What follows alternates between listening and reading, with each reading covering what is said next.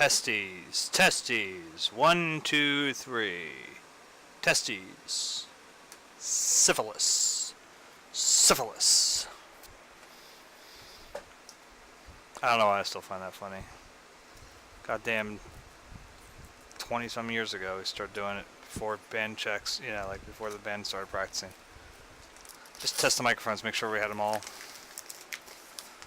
in there right, and it still cracks me up. Because inside, I'm still 15.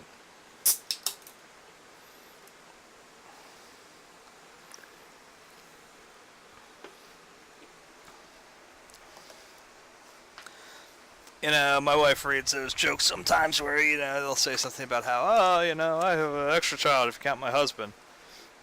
And she actually, like mockingly laughs at them, like, I do, it's real. So a lot of people post that shit online, but they're just kind of like, my husband just sometimes acts childish. My wife's like, God, I wish he'd act like a person.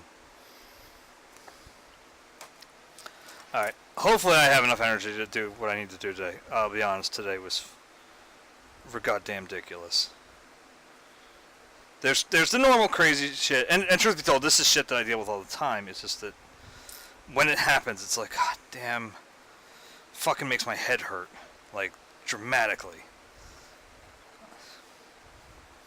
Case in point, and this is not, again, I'm saying it like it's a special thing. This happens a lot, like a lot. Alright, and I mean, again, it's not, if it were a one-time thing, or like even once a year thing, then it'd be one thing. I don't think it would be bothering me as much if it was that, like, rare. But it just, it stymies me when it happens, and that it happens so often. Customer called me. They had ordered something next day air last week. They still don't have it because UPS can't seem to deliver to the site that they're trying to deliver to. So they finally called after a week of failed attempts. Customer calls and gives me another address, but UPS won't accept them. We, the shipper, have to do it. It's standard fare, no big deal. Okay. I hate it as UPS because UPS is a goddamn nightmare to deal with. But, whatever. Alright, so, okay, Mr. Customer, and I'm not calling them out. I'll just simply say that they are in the Boston area. I will leave that because both of these morons came from Boston area today. So, okay, I'll take care of it. Well, I don't know, should I order another one? You know, and then just you guys return this one? And I'm like, well, if we return it, you will be hit with overcharge or restocking fees because they had entered the order themselves. We never touched it. It was never our fault. They put in a bad address. Not our problem. You will give us money. Anyway. So, you know, I said, let me see what I can do first. So I called UPS. I get, you know, I get a very horrible bosses situation where the guy tells me his name's John. His name isn't John. Ain't no way his name was John. You know what I mean? Okay.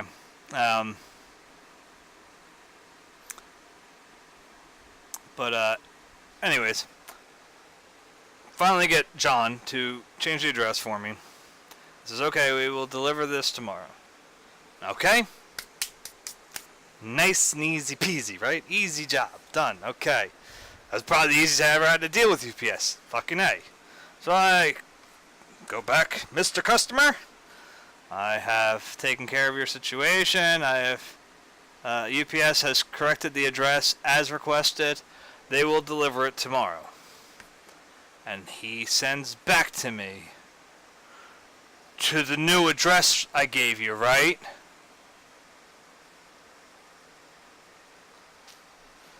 The words as you requested, like, they corrected to the address as you requested. I was sitting there like, what the fuck did I misspell? You know, like I had somebody check my email to make sure I didn't accidentally write it in French. I don't speak French, but I just thought maybe I just, you know, blocked the fuck out and suddenly learned French and wrote a fucking email in French. So, you know, I sort of sit there, and I was this close to sending back, no, to my fucking house! You know, like, getting a goddamn contact I have no use for sent to my house, because why not? So I respond back politely with, as I said, they corrected it as you requested.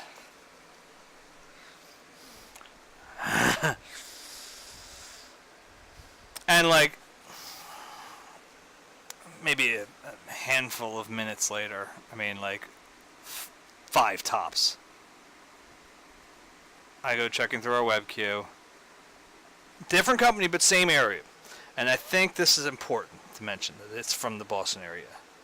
And I'll get to there. And I tend to ramble. I like to tell stories that go this way, come back this way, then go that way, you know.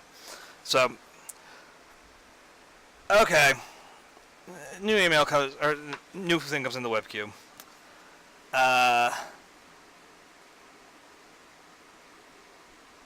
Can we commit to the customer's drop dead date of 7/21/18?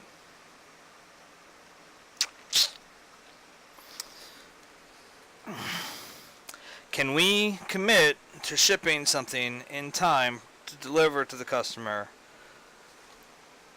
on July 21st, 2018? This request came in today. Additionally, they didn't tell us which part on the order they're asking us to try to commit to a month ago. So I did respond to them. And I said, you know, Ms. Customer, because it was a miss. What part are we talking about? And I'm going to assume this was a typo, because we can't commit to that date without a DeLorean and a flux capacitor. And I did fucking send that email. I'm waiting for my boss to call me tomorrow. Because I was just like, there's no fucking... They have to learn how stupid they are.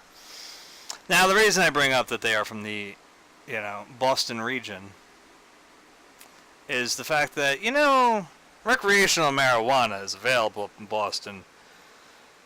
And if I were some of these electric companies, you know, distributors of ours, I would start testing your fucking employees. That's just a suggestion on my part. Just to throw it out there into the universe.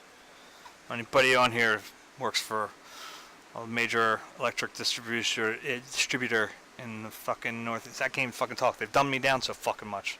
I can't fucking talk. I would recommend that maybe you start drug testing, like, immediately. So, and then, you know, because it likes to remind me how shitty my days can be. And by the way, those are just the 2 dumbest examples I have. You know, there are plenty more. Believe me, there are plenty more if I want to share them. But the Blue Route decided, you know what? How about you reflect on today? Goddamn piece of shit road made a fucking commute take an hour and a half to get home. Now, admittedly, it was partly my fault. I did plan to make a stop. Like, I had ordered online from Target, Avengers Infinity War. So I thought, okay, I gotta go, stop in real quick, pick it up.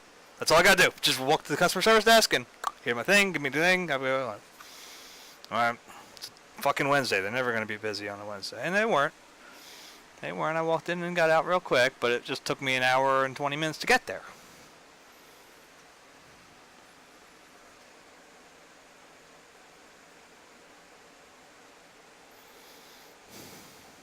And to which I believe I posted on Facebook that I wish that everybody on the Blue Route came down with Venetian anal slugs and the Martian version of the clap.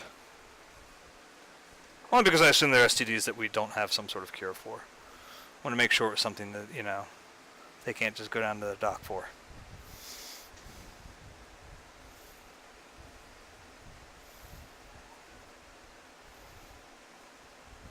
But it's funny because I pick up my Avengers Infinity War, and in my head I'm thinking, you know, everybody was all sad because of the, you know, I don't want to, you know, people die, so I'll just leave it at that.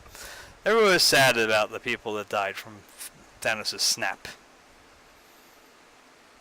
You know, and I won't go into specifics on who. You have to watch the movie to find out, if you don't know already. But to me, I'm thinking, that snap is to wipe out half the universe. That means there's a really good shot that, like, at least half my customers would have been picked up in the snap. And it just turned Avengers Infinity War's ending to a happy ending. I just sat there and thought about it in the car ride and wish Thanos would invade now.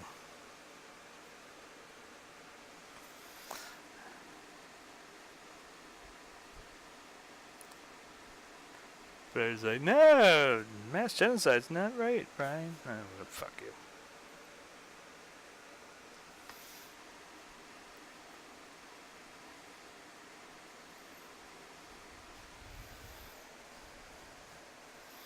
Alright, that's enough of that rant. I don't like to bring that in here. I don't like to bring work here. It's only when it really, really gets to me that I have to do it.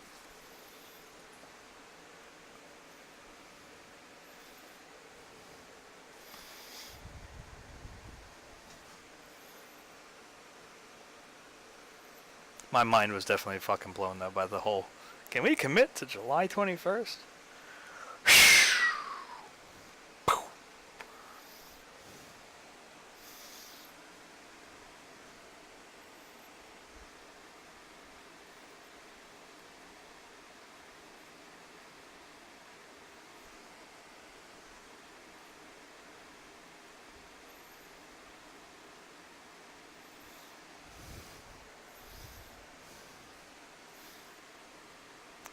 Alright, so what we had? We had an oxide of chrome mixture with some...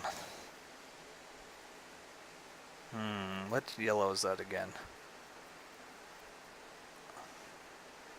That was... That's the Naples, right? That's cadmium lemon. Yellow light? I think it's yellow light. That should be yellow medium. That sounds right. So the cadmium yellow light, little chrome green, and we also hit the yellow medium a little bit. It doesn't really do too much to adding the second one to it. Whatever.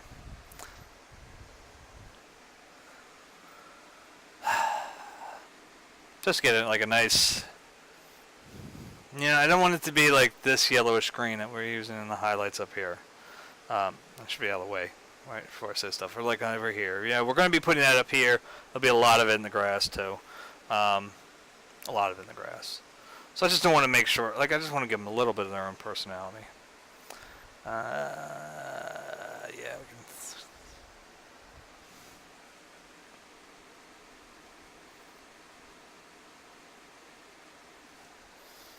I'm going to actually dab a little bit more of that just because I'm picking up some of the chrome.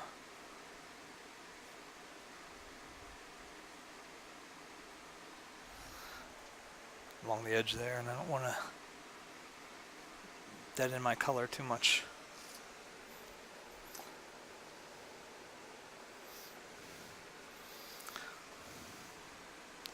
My goal tonight is to try to get through all these little plants and that bush right there. Hopefully I can do it. I don't know if I have the strength in me to get through the whole night. God, I hope I can do it. Because I really don't want to be stuck doing this shit again tomorrow. I'd rather be starting the grass and getting, the end game in sight.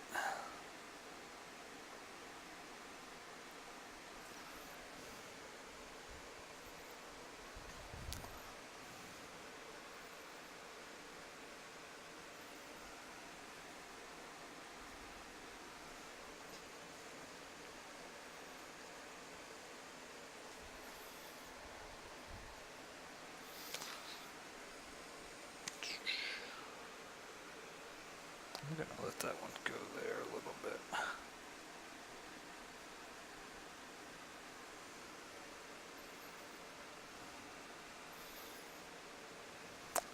Oh, whoops. There's probably something. Oh, I fucked up that one. Let's see if we can get most of it off. perfect that there's a little guy. Let's just take a little frickin' terp.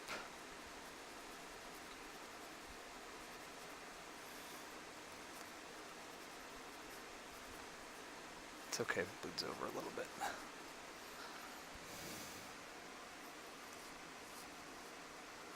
There we go. Good, good, good, good, good. So that's supposed to be some more of the, like, cementy color. Cementy. Is that a fucking word? It is now.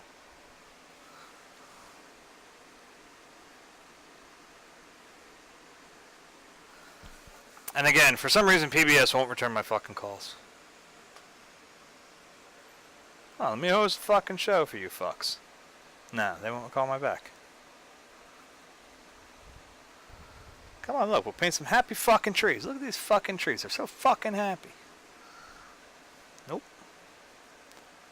They're like, Mr. Coates, please don't make us get a restraining order.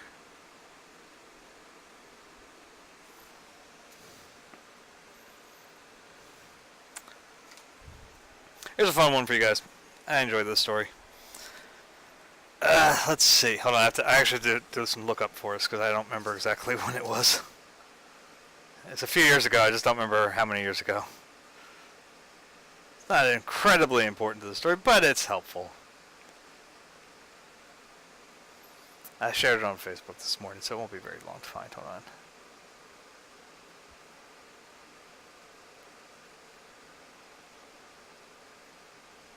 Alright, so it was 2013, 5 years ago. 5 years ago today.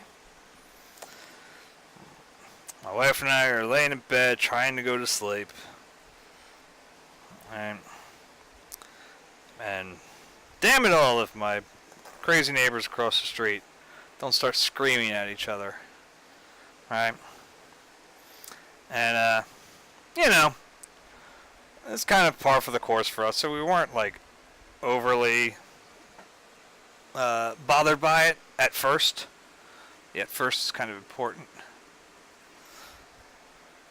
But it just kept going, and it kept going, and it kept going. And we're like, oh my god, just shut the fuck up, right? And it was about 11:30 or so when I realized it wasn't the normal group from the crazy neighbors.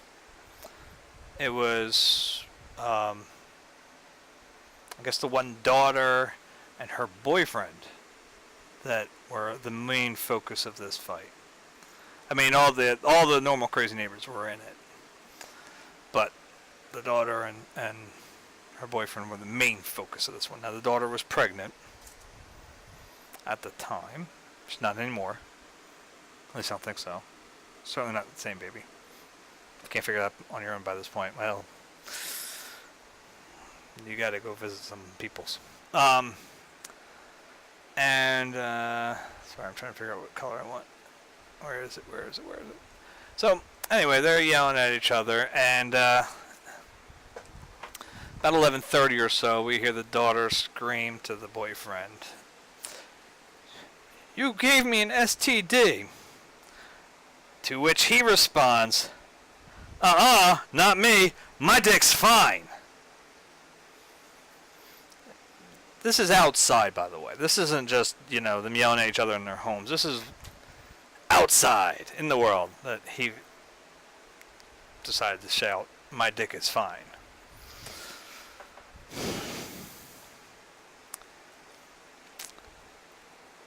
So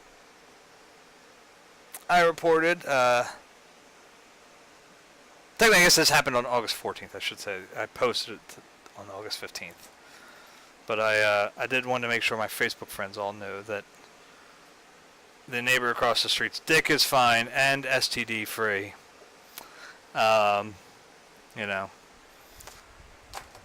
He let everybody in my neighborhood know, so I assumed he was okay with everyone on Facebook knowing as well. I mean, one can only expect so much privacy, right?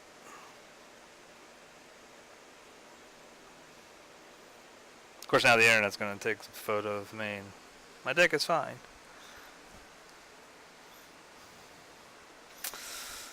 But, yeah. Yeah, so that happened. That was fun.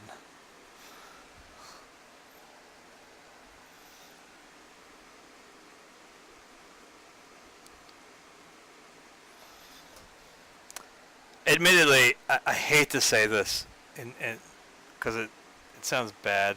It probably is. I'm probably a horrible person. I admit to that pretty regularly, so I'm not going to really fret too much over it. But it got to the point where it was like when they finally had the cops called on them. I think I know which one did it because he had told me, and I just not going to let anybody know who did it. But anyway, I know exactly who did it. When the cops were finally called on them, and they, eventually showed up and whatever and broke it all up, I was a little disappointed because it was almost at that point like a full-on, like soap opera, like, ooh, who, if he didn't give it, I don't know who, oh, then who did, or is he lying? Oh, or, my wife and I are taking bets on it and shit, like, I wonder if he's even the father, like it was like all that sort of crazy shit starts going through your head. And you're like, God damn it, it's fucking, at that point it's like 12:30 at night. It's like, I should be going to sleep. I got to work tomorrow, but damn it all, I want to know.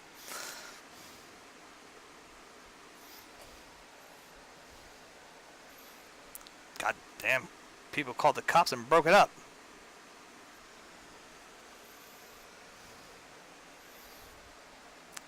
So inconsiderate of other people. It's half tempted to go make popcorn and shit.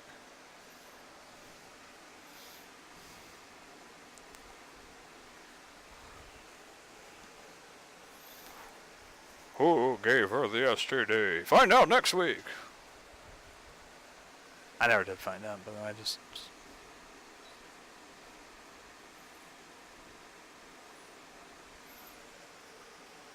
I asked if there were fights were on demand or something so I could, see if I missed it, No. I never did that. It'd be funny as shit if I did, though.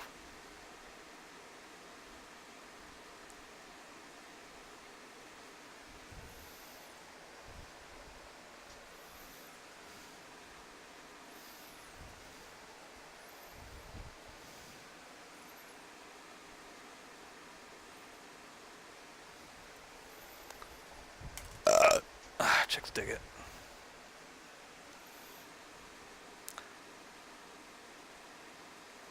Said many times, my wife's least favorite made-up story of her is when I tell everybody that's how we met. I belched and she came over. What was that lovely sound?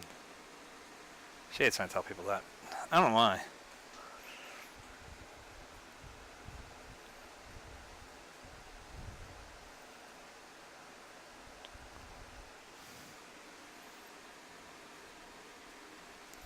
Alright, let's get a little bit of some of these highlights in here.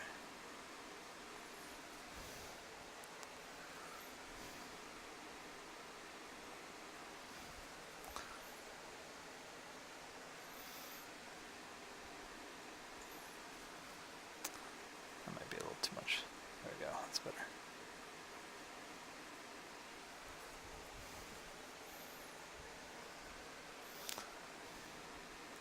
It's kind of a difficult little thing here because they've got, flowers have highlights, man. They're gonna, plants are gonna have some that are a little more yellowy. They're gonna have some that are a little more, darker greens and stuff. It's just you got to make sure that we're not making it too much like the house,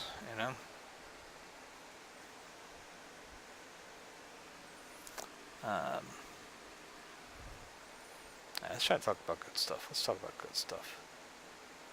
I have off on Friday, which is good.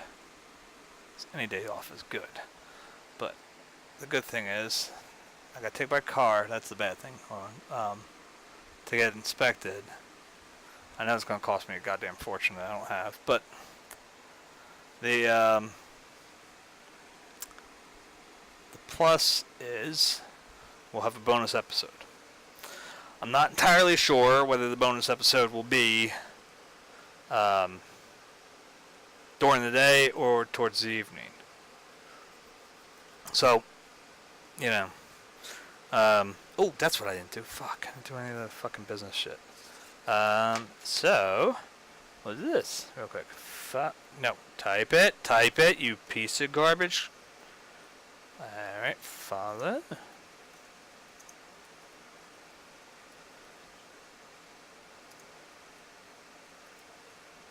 I know it wants to, like, put this to a Twitch channel, but, that's the Twitter. At Brian Coates Art. Follow there. You can also follow on the book Little Office.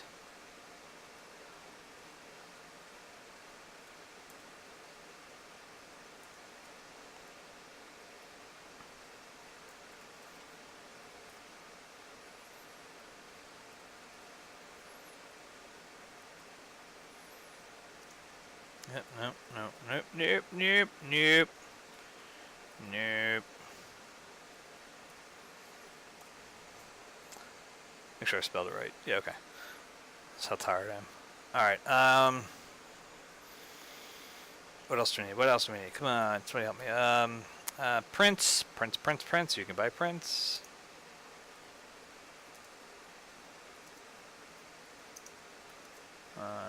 Aren't on it.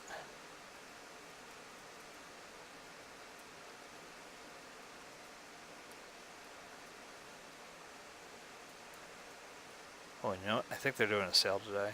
Let me just double check the code for you guys. Hold on. It posted on their site too. Jesus Christ. I'm telling you, man, they dumbed me down today. They dumbed me down.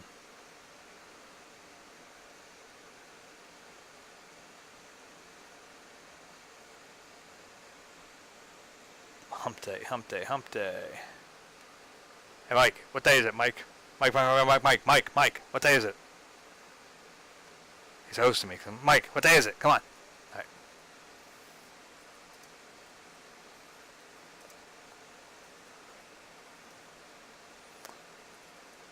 It's hump day. Yeah! Of course, I'd tell you if I told you how much it was. Right. That's 30% off everything if you use that code. The generals gathered in their masses, just like witches at black masses. Evil minds that plot destruction, sorcerer of death's construction. In the fields of bodies burning, as the war machine keeps turning. Death and hatred to mankind, poisoning their brainwashed minds. Oh Lord, yeah.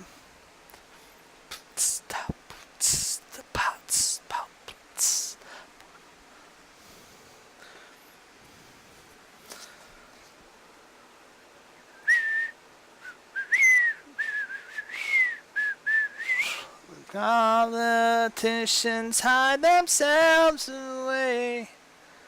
They only started the war. Why should they go out to fight? They leave peril to the poor. Yeah. Time will tell them they have powered minds, making war just for fun, treating people just like pawns in chess. Wait till the judgment day comes, yeah. Oh. Bum, bum, bum, wow. Bum, bum, bum. Now in darkness, world stops turning. Ashes where the body's burning. No more war pigs have the power. Hand of God has struck the hour. Day of judgment, God is calling. On their knees the war pigs crawling. Death and mercies for their sins. Satan laughing spreads his wings. Oh Lord, yeah. So I think what this is, I think I understand these baskets. It's hard to tell from this picture. Pretty sure they're the kind that have like a real rough, base to them, so the plant kind of grows all around them. They don't just, grow at the top or anything like that. You can check it out for yourself. I may remember to do that. That's what I didn't do.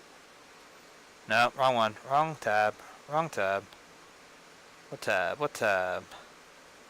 Boom, boom, boom, boom, boom, boom, boom, boom, boom. Boom, boom, boom, boom. Reference photo. If anybody wants to paint, draw along, whatever. There you go.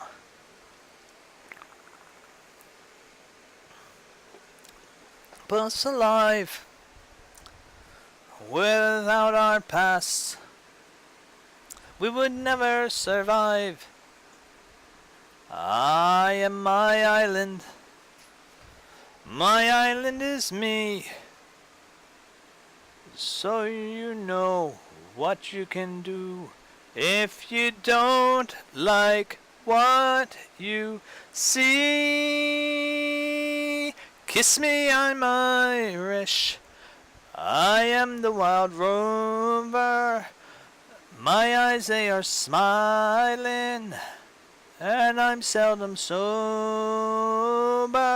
I like my whiskey, and I love to dance.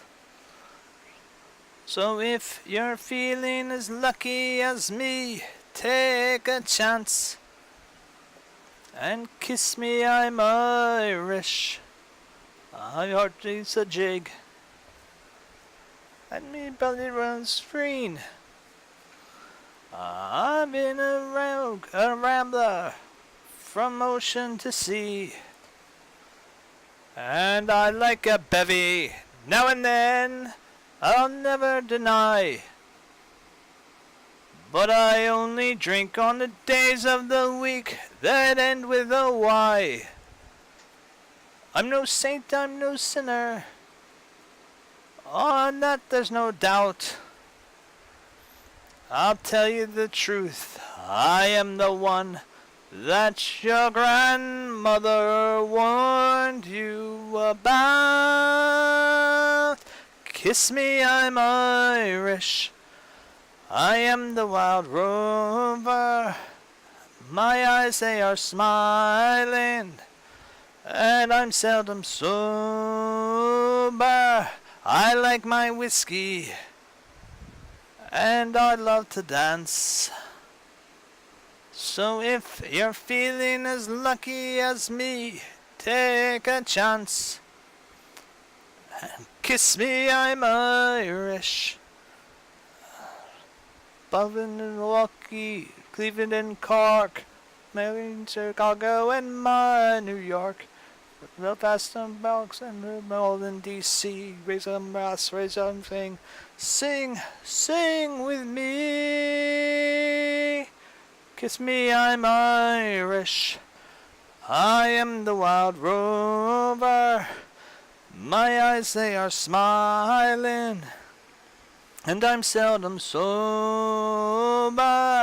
I like my whiskey, and I love to dance. So if you're feeling as lucky as me, take a chance and kiss me, I'm Irish. I am the wild rover. My eyes, they are smiling. I'm seldom sober, like my whiskey. And I love to dance. So if you're feeling as lucky as me, take a chance and kiss me on my wrist. I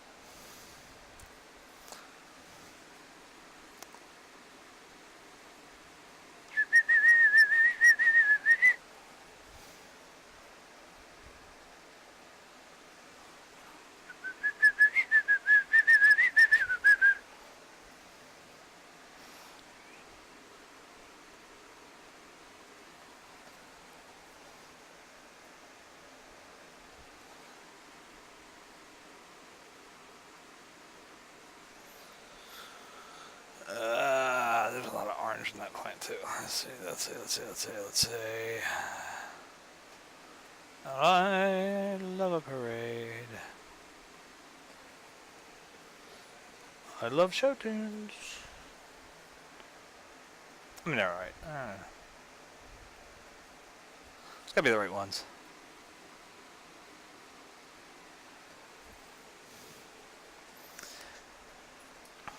I think these fall under what I like to refer to as like my hidden colors. These are the stuff that I like to drop in, you know. I mean, are they visible from here? Yeah, kind of, you know, you can see them, sort of. But in passing, you're likely just to go right past them. You won't even notice. You're like, whatever, look, there's some fucking thing there. And it's like, no, you get close and you go, like, oh, look, there's an actual, like, other bit of tonality there. Where's my old, drawing teacher from college would say,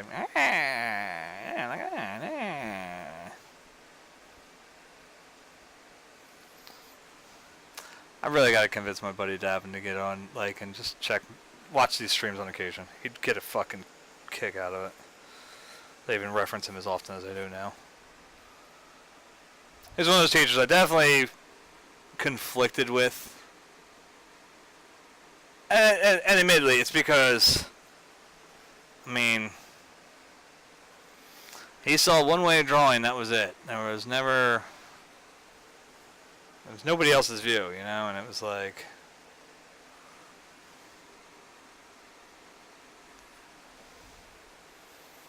I don't know. I kind of think to myself that what I believe, which is probably a lie I'm telling myself, but what I believe I would be like as a teacher would be at least a little more oriented towards trying to make sure the student found their way, you know, like rather than me forcing my way to them. Then again, I'd probably be like a dictator in the classroom, so who knows. Fought him hard, we fought him well. Out on the plains, we gave him hell. When it came too much fuckery, oh, will we ever be set free? Rather than process of barren waste, trying to paint hard on the plain. It's back to their homes, fighting them at their own game. Murder for freedom, stab them in the back. Women and children are cowards, attack. Run to the hills, brum brum brum brum. Run for your Can't get that high. Run to the hills. Still gonna try. Told you it's like Scuttle singing, baby. By your life. Someone is a power in the fucking ways. Touching and killing's a game. Raping the women and fighting the men. The only good engines are tame. Selling the women and taking their gold and stealing the young and destroying the old. Run to the hills. Run for your lives. Run to the hills. Run for your lives.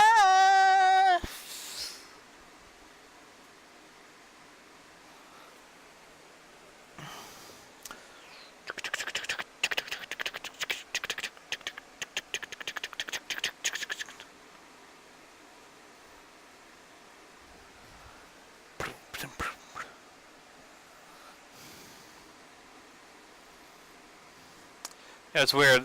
There's a sound that, for some reason, I associate with this song that I don't think is actually in this song. But it's the sound that the cartoon character Cheese makes when he's trying to imitate the horse. And if you know who Cheese is, and the only reason I actually did get to know who Cheese is because my oldest daughter, and you know what I'm talking about. It's that sound. Yeah. Alex Serial. Run to the hills.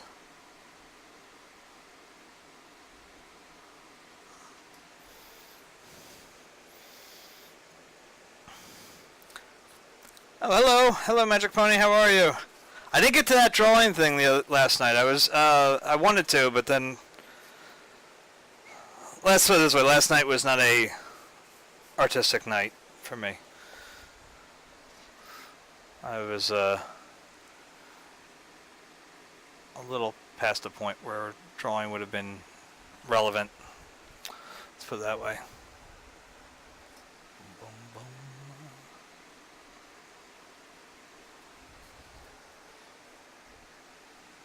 I heard myself today to see if I still feel a focus on the pain. The only thing that's real. The needle tears a hole. The old familiar sting. Try to kill it all away, but I remember everything.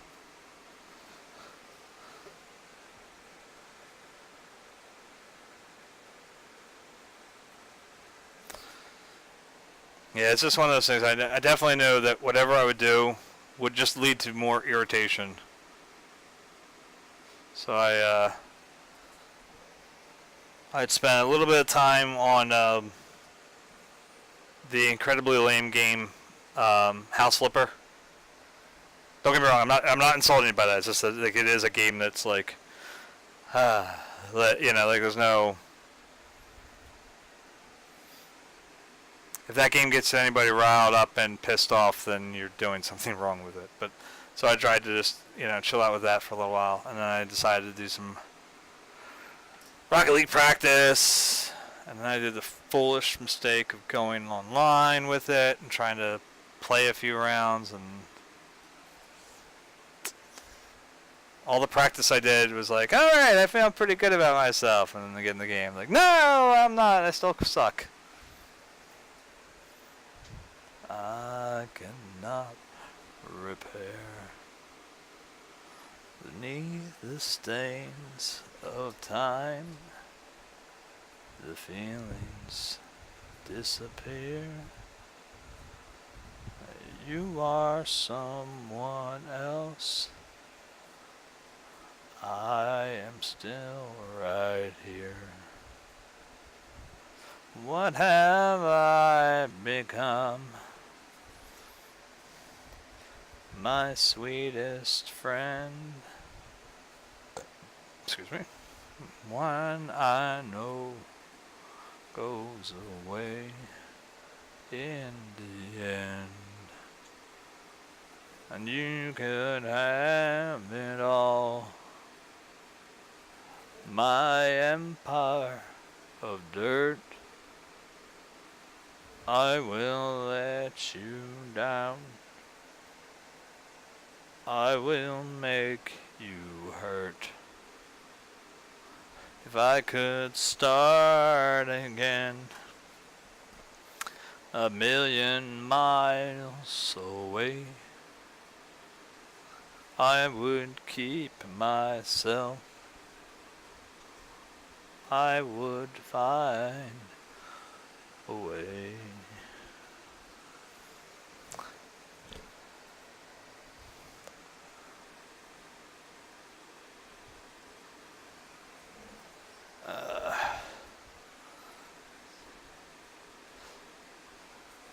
Moments like this, I do not understand how Menaceart did what he used to do.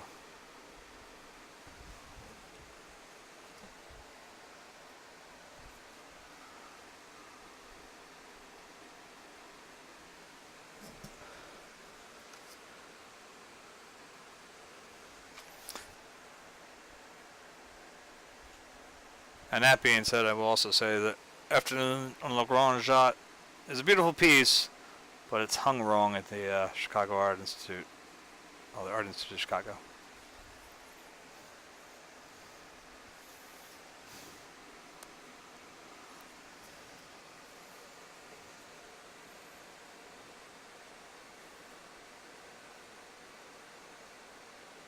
Oh, nice! Very cool. Very, very cool. That's excellent. Now, your mom said she was going to cut the internet access now, right?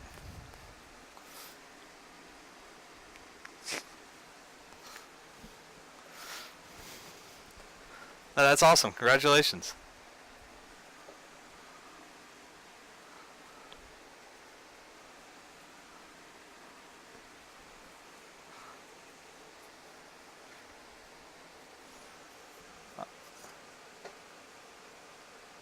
I think I got one more closer after the last time you were here. I think, crap, I wrote their name down too. Shite. Let me see if I can find it. I try to make it a point to, like, call people out when I do it. Even when it's, like, off. So they started following, like, after I logged off of, you know, like the next, like, Monday night. Shit, I don't have the announcement anymore, do I? No, I do not. Not there. Maybe we can find it. We can find it this way. Because I did want to call them out. Not like, you know, like, oh, I know what you did, but, you know. Where was it?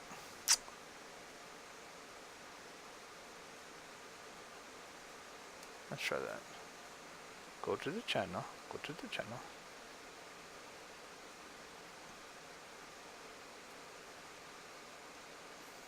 Ah, but they must have dropped out. Or I lost somebody else somewhere. Ah, well, I guess they dropped out then, because never mind, they're not there anymore. Alright, you know what? Screw that guy.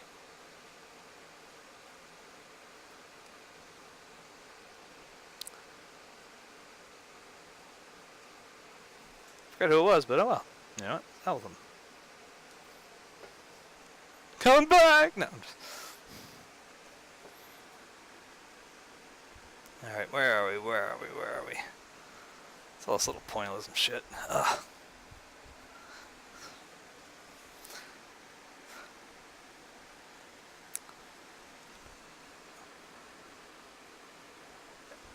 Like I said, it really does blow my mind at what like I said, the pointillists and stuff. I mean, don't get me wrong, like I find them too stiff for the most part.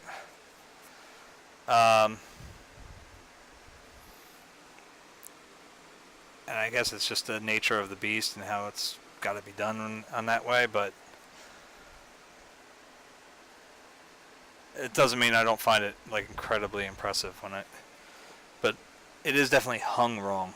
I will say that, because I was pissed off that if you go to Chicago and you get to see Afternoon of the Grand Jatte, like, you don't actually get to see Afternoon of the Grand Jatte. You get to see about this much, like in the tiny corner. You know what I mean? Like, that's all you really get to. And again, talking about the way I look at paintings, where it's like I like to be like this, and then get like that. And usually when you're like this, guards start hovering around you and they start asking you not to be there. Or you accidentally cause a lockdown at the Bellagio. Either or. I mean, you know.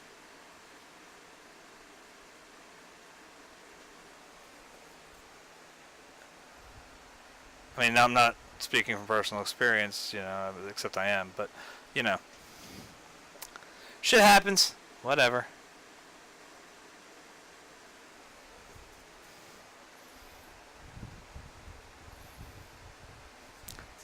That's why I don't believe Ocean's 11 when I watch that movie. It's like, dude, I couldn't even fucking get near a painting those assholes had me locked down. I didn't think I was getting that close. My family still won't let me live it down.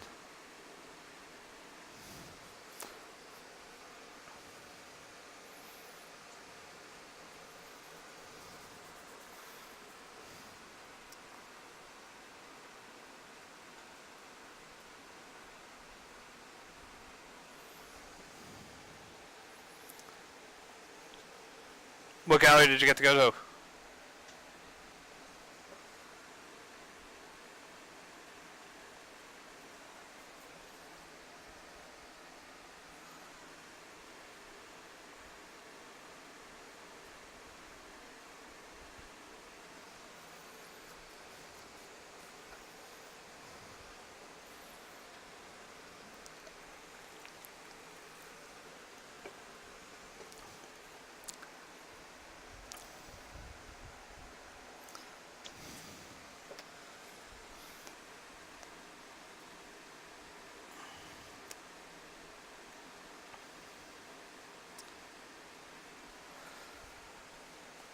I could just say this, if you know, if you ever get down this way, you know, I mean, in the New York area, like, stuff like that, like, the Met's phenomenal. I need to go back. I was telling the wife, so I was actually starting to get like, a little antsy. Because I haven't been in the Met in years. Last time I went, shit, I think it was when my oldest daughter was 10 years old. So we're talking almost 12 years ago at this point. I'm trying to think. That can't be right. That can't be right.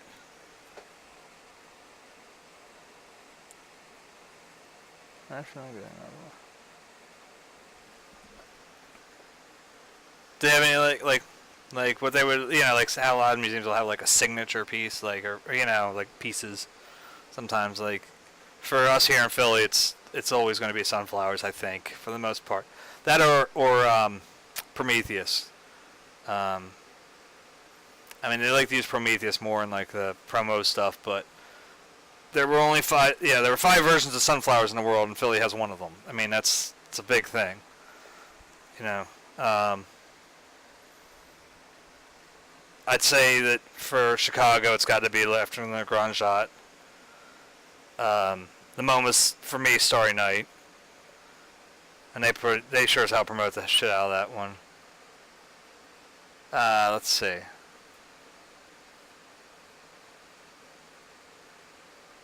What does the National Gallery have? The Met's just crazy. The Met, if you ever get to go to that one, it's just like, I don't even know what they would use, because it's so, you could spend days in there, literally.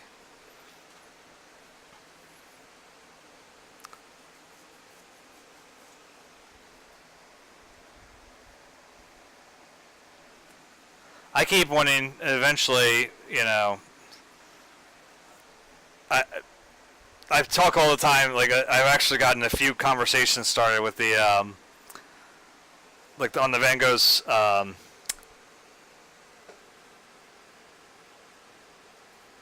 Group of 7 was a big exhibit. Let's see those. Hold on.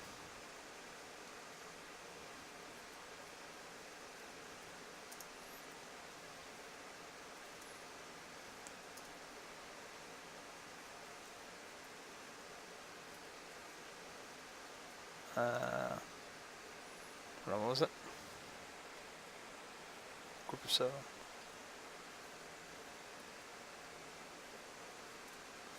That's what it is. Group of 7.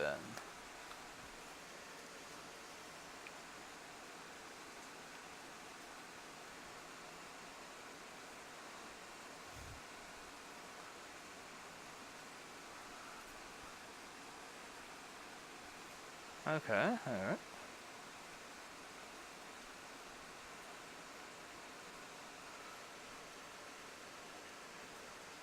Oh, what are you doing? Come on, computer. In the belly.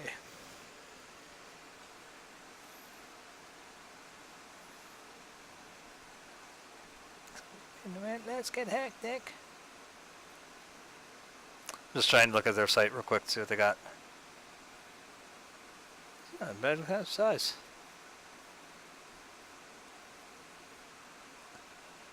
Nice Monet there. Again, I'm going off judgments here just based on the... they kind of have at least this one on their site showing the Canadian Indigenous art. They kind of have it hung like very Barnes Foundation-y. Just sort of like everything all together. That's neat. Let's go up there to see. That's a good Monet. It looks like it could be good. I don't like to judge paintings based on prints online. So I kind of like will say like that looks like something I might like, but I won't say for sure I like it. That's weird. Again, it has a lot to do with the fact that there's too many paintings I've seen where something just was hidden from me until I saw it in person.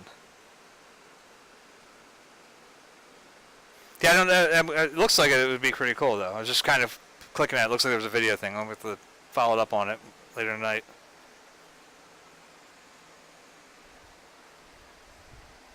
I think I got to do another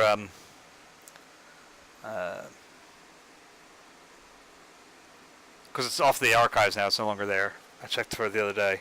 I'd done like one episode where I just sort of put up a few paintings that, you know, I found to be important to me, I guess is the best way to put it.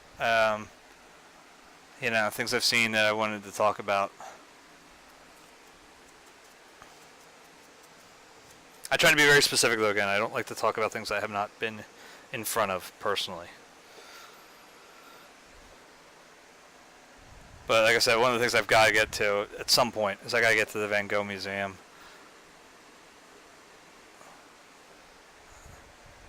I keep hoping that at some point, like I was talking, they're doing like a weird pop-up like exhibit thing that's traveling.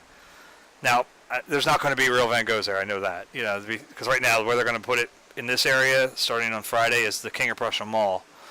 And having worked in that mall, if they were to put a real Van Gogh there, that shit would walk away in like no time. I remember when they, it's a jewelry store there called Melange. They had like a $10,000 like watch or something stolen from them. Like literally, they just walked out with it. So, you know, they're not going to put real Van Goghs there. But they were talking about how it's like more like a get to know Vincent kind of thing, I guess. And I said how I posted on there in response to it on their page, like, oh, you know, I guess I have to go back to my old stomping grounds at the King of Prussia Mall to go see this. And they actually were like, oh yeah, we'll look forward to seeing you. I'm like, what? So I keep hoping, I'm like, maybe they'll let me go. Like they'll just like, hey, we'll fly you over. Not gonna fly me over.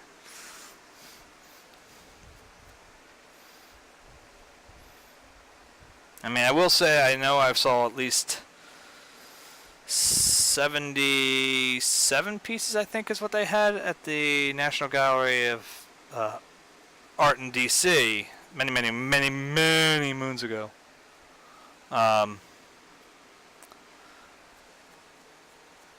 When they did a renovation there, and me and my buddy went down, and we spent many hours in that exhibit. And like I said, but I would like to get to the real one. See all the other stuff they have.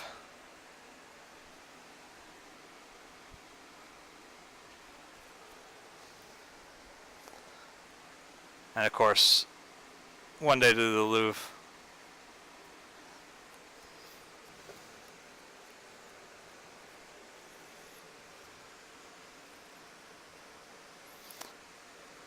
Yeah, it looked like a good museum. It looks like one I definitely would like to check out.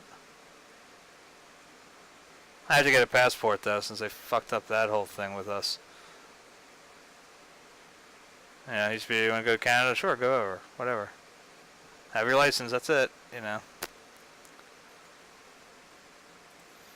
Now they ruined it.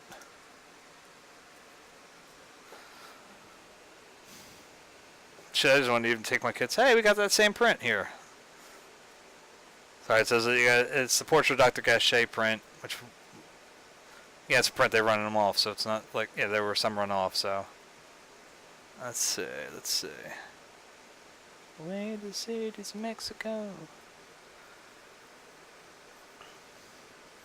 What you got? Looks like, okay, so you got you got two prints, it looks like, from Van Gogh. Looks like maybe early Paris.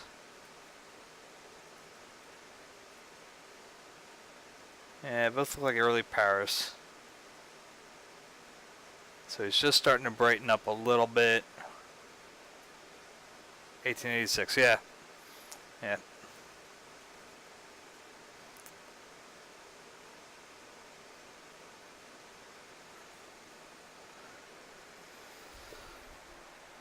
See, the problem with me is that if it was just me getting a passport, no big deal. I'd do it. I'd get it like that. The problem is, it's me, my wife, the two younger ones at least, probably the older one too. She'd be like, well, if you're going, I want to go. That would then imply that, especially because they're all serious now, that, you know, and moved in together, that her boyfriend's got to come with us.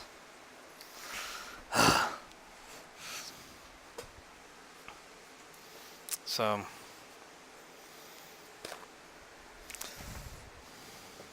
I'd probably take care of that too.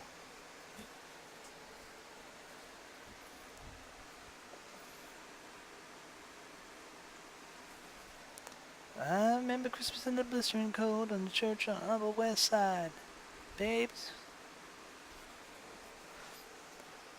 My wife and I, years and years ago, I mean, we didn't go very far into Canada. I mean, we literally went to Niagara, like, right over the border. You know. Because it's better on the Canadian side than it is on the New York side. Sorry, New York. But, I'll say this about Niagara, at least. There's some amazingly bad wax museums. Those are, I have this weird thing, like, as much as I'm into, like, high art, like, you know what I mean, like, you know, the fine artists, the masters, all that stuff. Like, I absolutely love bad wax museums. And I don't know why. Like, it just cracks me up. Cooperstown, New York has some terrible ones too. And I just love them.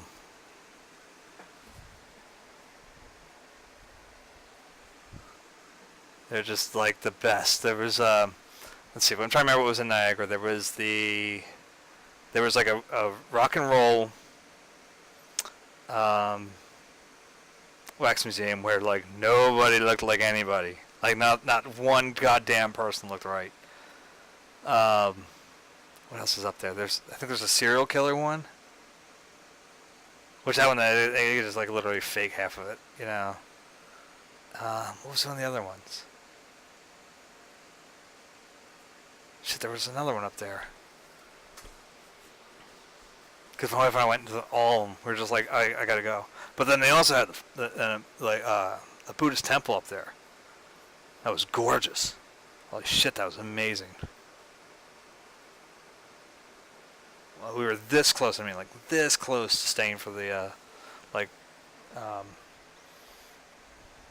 guess like meditation ceremony, or whatever they were doing. Very close to doing it. We bought some Buddhas though. Brought them home with us. But the wax museums are so bad. And then in Cooperstown, they're terrible too. They're all baseball oriented, but they were just awful. There's one where it's supposed to be George W. Bush tossing out the first ball. It looks nothing like him at all. I mean, it looked like they had a blind person sculpt it. Like they had no idea what the hell he looked like. I adore shit like that for some reason. I guess it was just a movie one. I'm trying to think. It must have been just a movie one. Because I have a picture of my wife. Yeah, that must have been up in Canada. I can't talk today. I'm so... My customers ruined me today. Yeah. No, up in Niagara, it must have been just a plain movie one. Because I have my wife next to Forrest Gump. Like sitting on a bench. And it's the only place I can think... And it wasn't a good Forrest Gump. It wasn't like... It wasn't a Tussauds.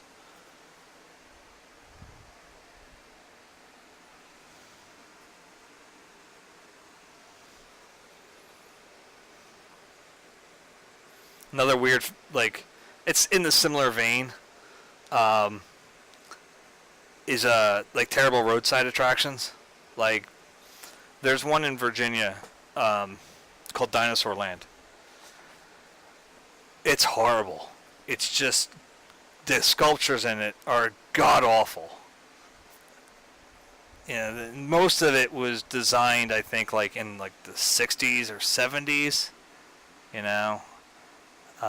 Maybe 80s, if that. I'm trying to remember the exact history of the thing. But like, they'll label dinosaurs and you're like, that doesn't... Movie music stars, that was the one. I remember looking at the Ozzy one, cracking up, laughing. I think Elvis was pretty terrible too, because I think it had young and old Elvis, and neither of them looked like him at all, like, in either one. They're brilliant. I don't know what it is. It's just like... There's a bit in Portrait of Dorian Gray where one character talks about how he loves bad poetry.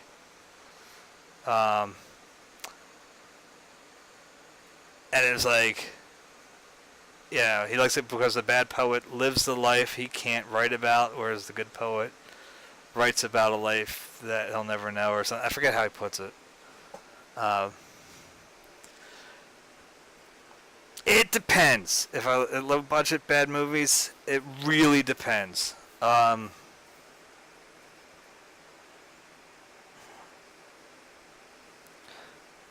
can say I certainly like them more than movies that are pretentiously artistic, in a sense, like, or I should say trying to be artistic.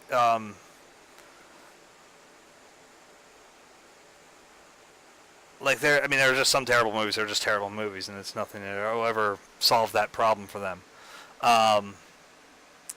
But like, I remember years ago, my buddy Mike's boyfriend had recommended that we go see Vanilla Sky. And I just was like, okay, sure, you know. He was like, oh, it's a really great movie. He's like, you're like artistic stuff. I was like, yeah, sure. My wife and I went to go see it, and it was a fetid piece of garbage. You know, it wanted to be something deeper. It most certainly was doing everything it goddamn could to try to be something deeper, but it was a fucking mess. In the same time period, too, he also had recommended to us Punch Drunk Love. And again, it was like...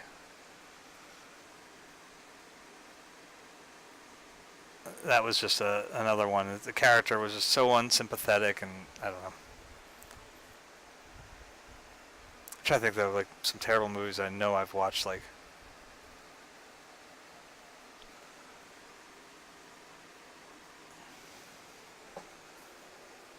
I know that. Like, I'm trying to think. Jesus.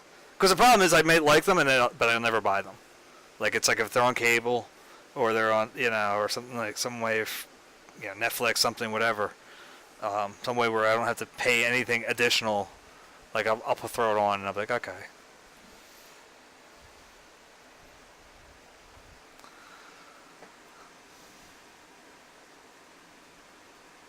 But it's a matter of actually, like, finding time for that, and then anymore I find myself when it's like if I have movie time or whatever, I'll default into something like legitimately artistic as opposed to the pretentious horseshit. Something like I'll throw on like Kurosawa a lot.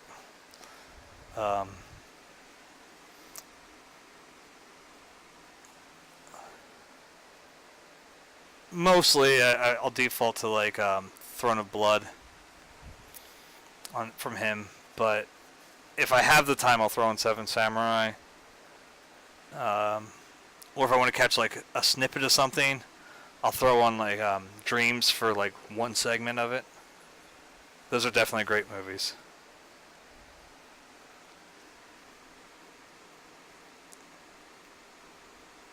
And I really tend to cause issues in my household because I'll watch them in Japanese with subtitles. I don't speak a lick. But the way I describe it usually to like my wife when she gets, why are you watching it like this? Is that Kurosawa directed the people in his film in Japanese. You know what I mean? Like, he didn't direct the voiceover actors for the English dubs. That's other people. And so it's like, if you're listening to them, and even if you don't speak it per se, you get the words, you get to what they were translated to as well. You at least get a little more of what they were going for. Whereas, you get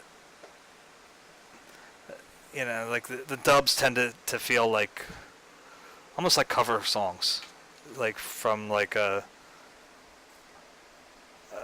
crappy like bar band, like this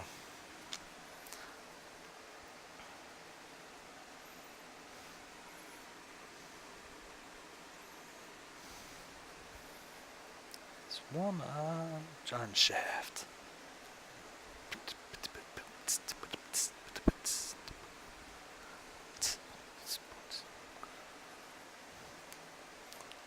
I know one I could say. Yeah, I definitely.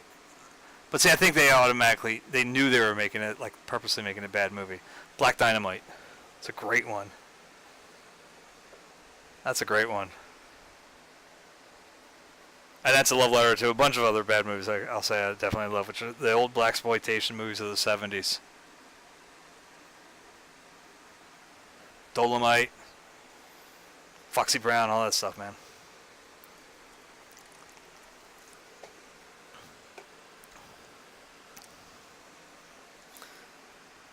As we're talking about people making movies on like a shoestring budget.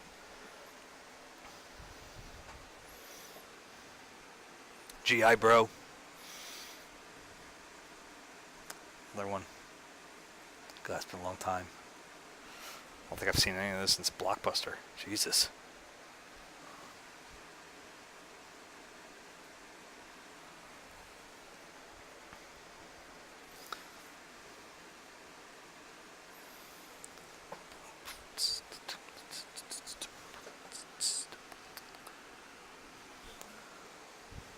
At first I was afraid, I was petrified. I kept thinking I would never live without you by my side. But then I spent so many nights just thinking how you done me wrong, and I grew strong. There's a little bastard down there. There he is. I'll give him this one. Just walked in to find you here with that look upon your face. I should have changed my fucking lock. I would have made you leave your key if I'd have known for just 1 second you'd be back to bother me. Oh, now go walk out the door. Just turn around. Now you're not welcome anymore.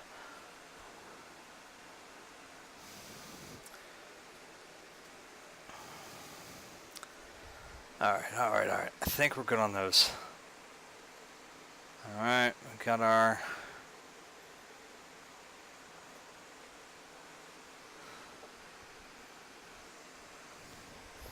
There's some of that stuff in the back there. Can I get...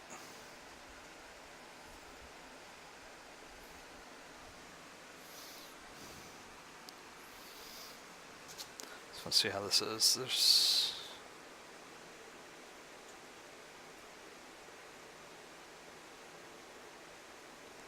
There's something like right here. It looks like another chair. I'm going to assume it's a chair.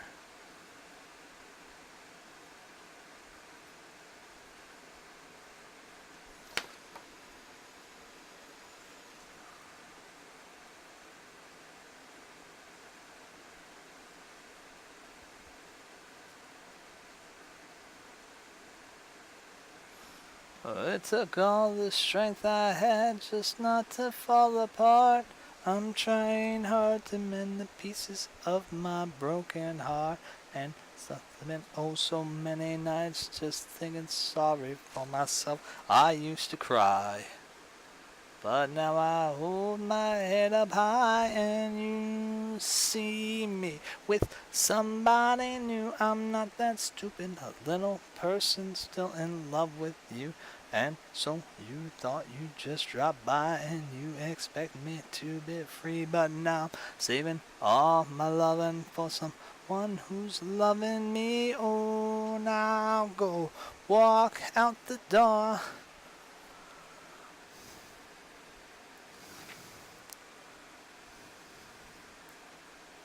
Who tried to break me with desire? Did you think I'd crumble? Do you think I'd lay down and die? Oh, not I. I will survive. Yeah, as long as I know how to love, I know I'll be alive.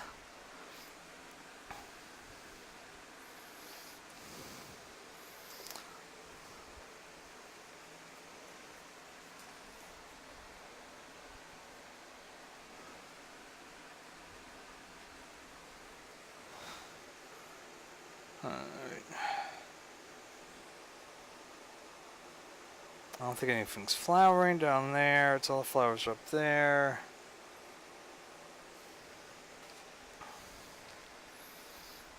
Need a little bit of liquidy. A little bit more than I needed, but okay, sure. That's right, now we're going to mix it over here a little bit. So.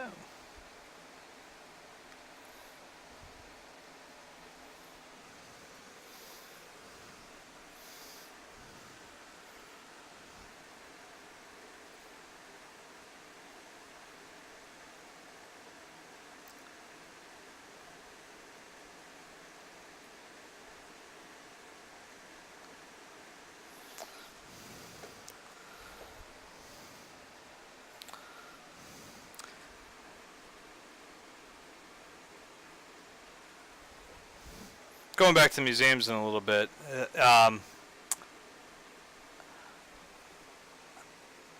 I'll say that anything you get to go to it.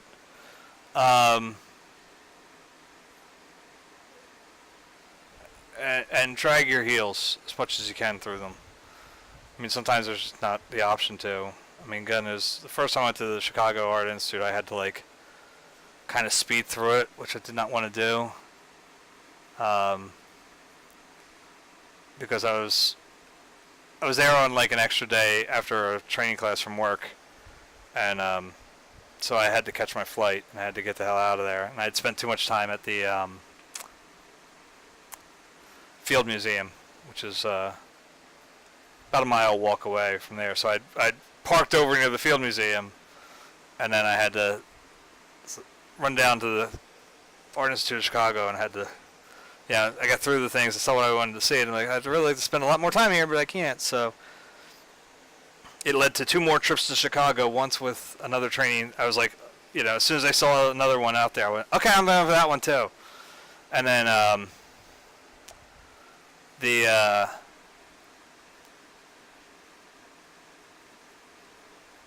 family and I went out there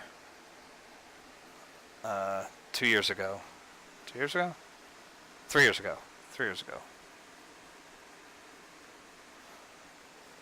This last no 2 years 2 years ago. I'm right. Okay. Let me think about which vacation it was. Like which vacation year. My wife and I basically trade off on years in the sense of vacation planning. Her years are typically shore years, and then my years are go places and see shit years.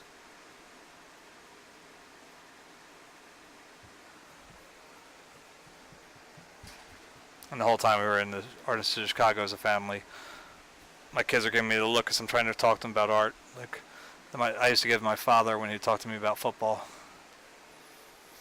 But I guess that's paybacks. But like I was saying, see whatever you get to whatever you can see.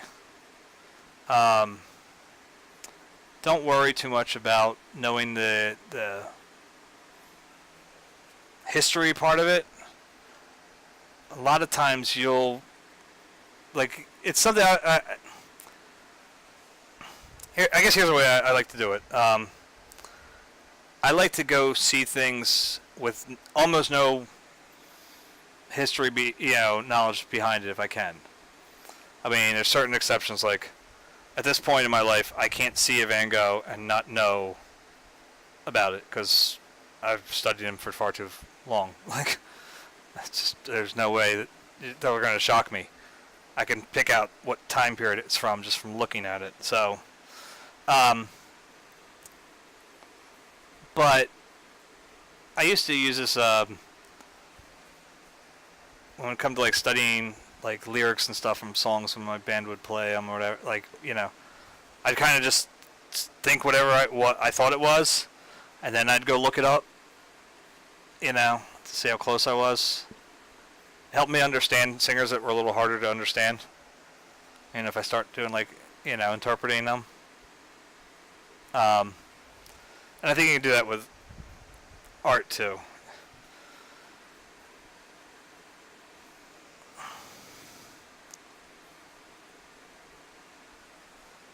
And get a little bit more of a enriched element out of it.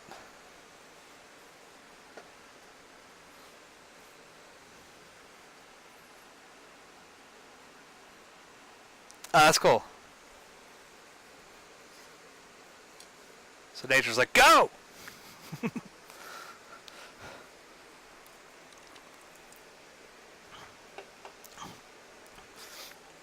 I think I told you your mom, what was it, last Thursday? Right? Yeah.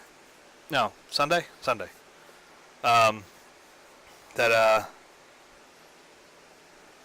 I'm notoriously slow in museums, and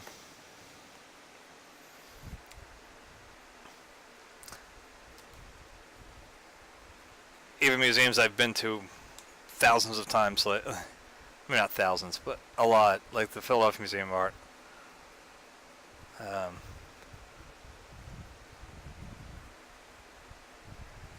I'll still go there and spend,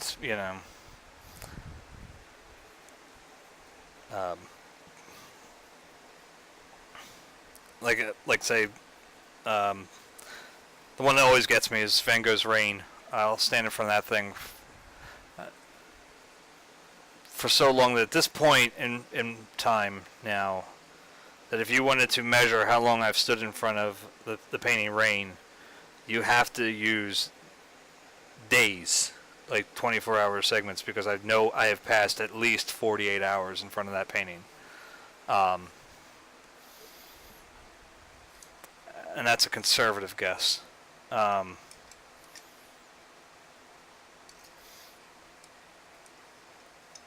It's probably a little longer.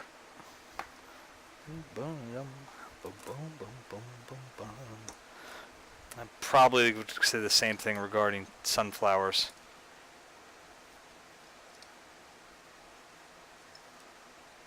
And I still, like I said, I'll still go there, and I'll still stand in front of them for like 45 minutes each. I mean, usually it's a back and forth. Like I'll stand in front of it for a while, and I go look at other stuff, and I go back, and I go back. Admittedly, I can't do it as much as I used to with rain anymore.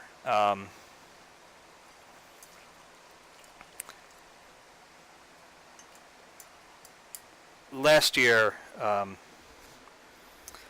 in February of last year, I had a mental breakdown. And a good portion of why I had it was I had kind of cut myself off from art for 3 years or so. And my doctor, my shrink actually prescribed me to go to the museum before I could start with the actual psychiatrist, because I had an appointment that had been in place for a while, but didn't quite make it to that before I cracked.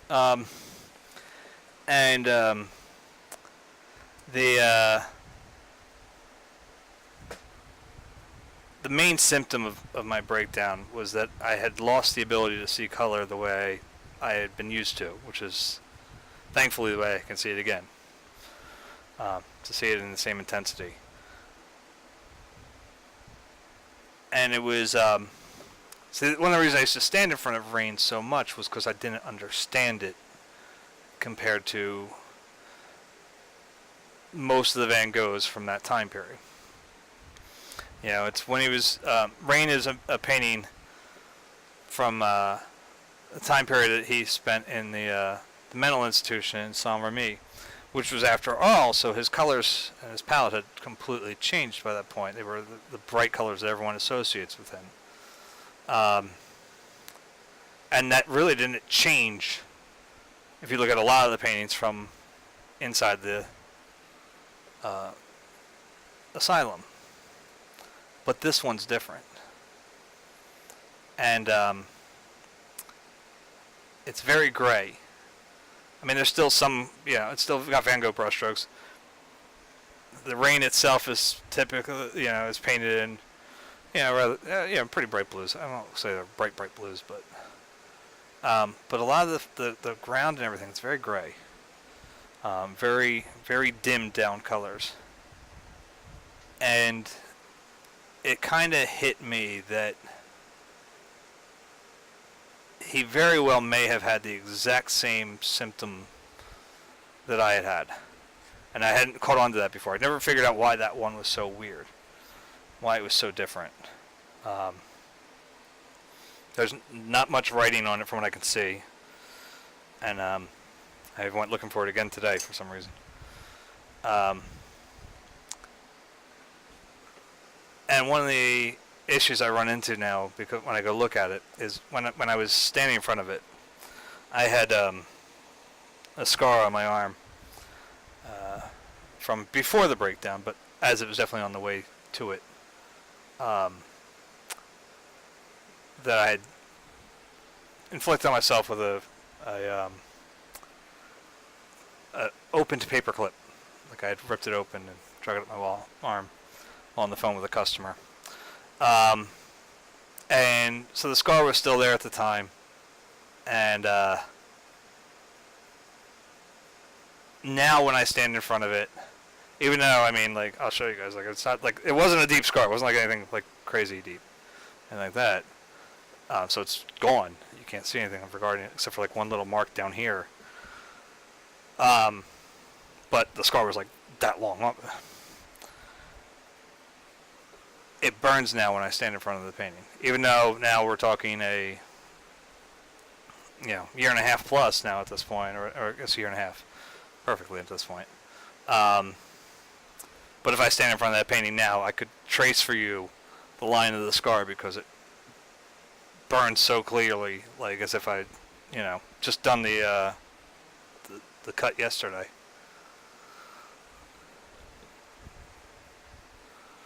So I still love the painting. It's just that now it's like, okay, I need to go away from it for a little bit.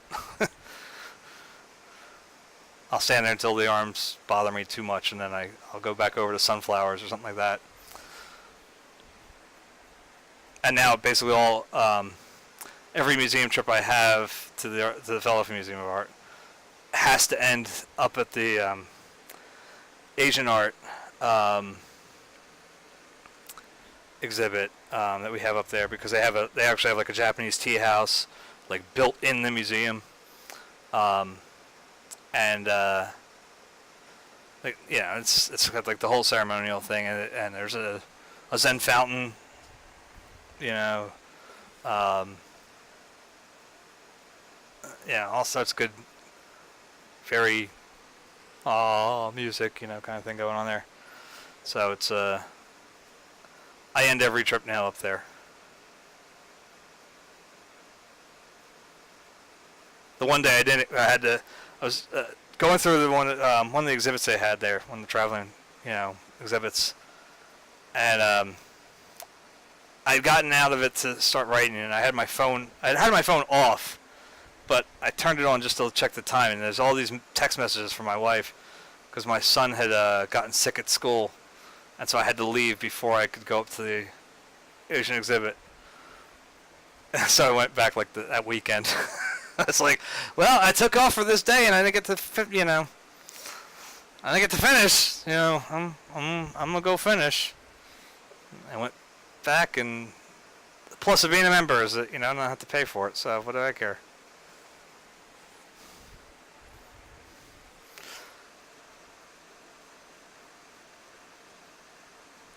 They have artist memberships, at least the Philadelphia Museum of Art does. So I don't know, in relation to anything of where anything is to you, but if because again, typical American, I have no idea about geography of anywhere outside of the U.S.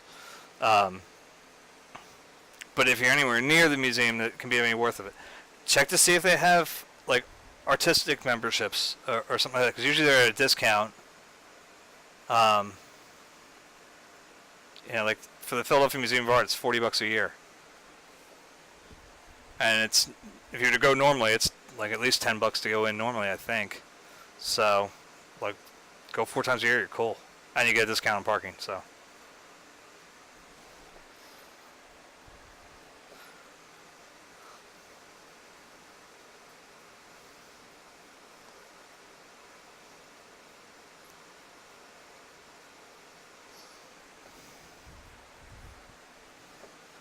Gaga. Gaga, gaga, gaga, gaga, gaga, gaga.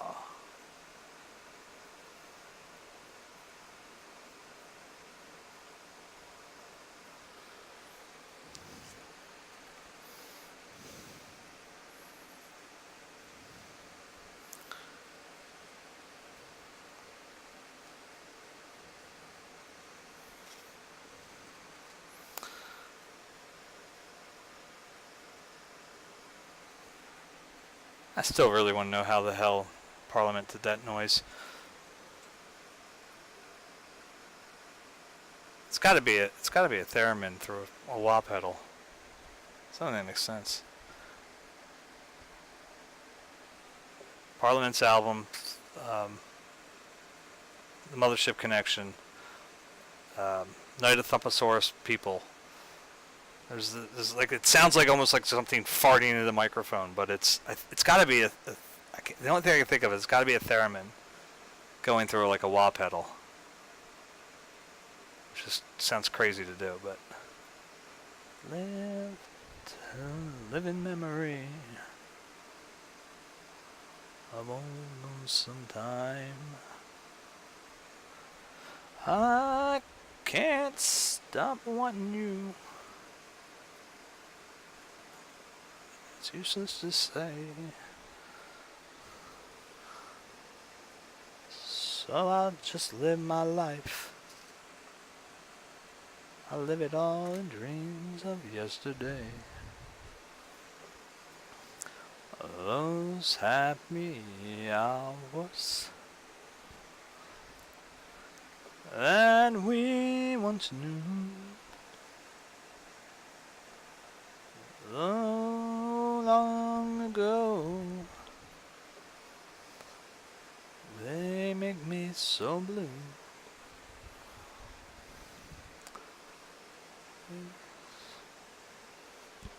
Stop looking at my damned music.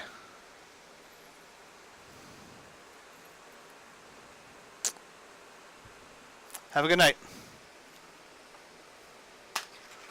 Alright, let's see. Been apart.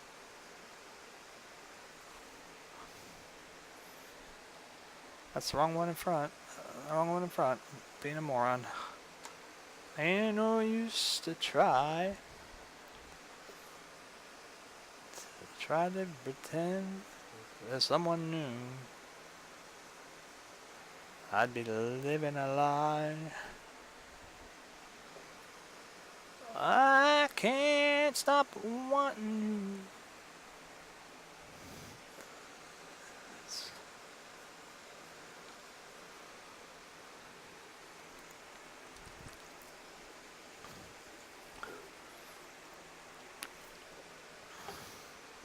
One love is you. There's only been one love for me. I one loves you.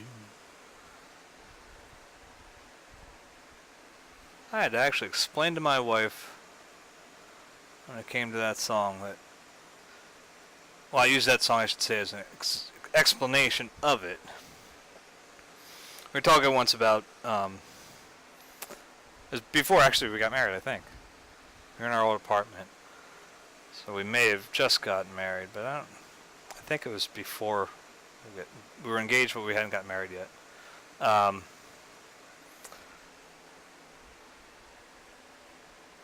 We were talking, I think, something along the lines of like, I had quit smoking before we moved in together. Haven't gone back. But anyway, I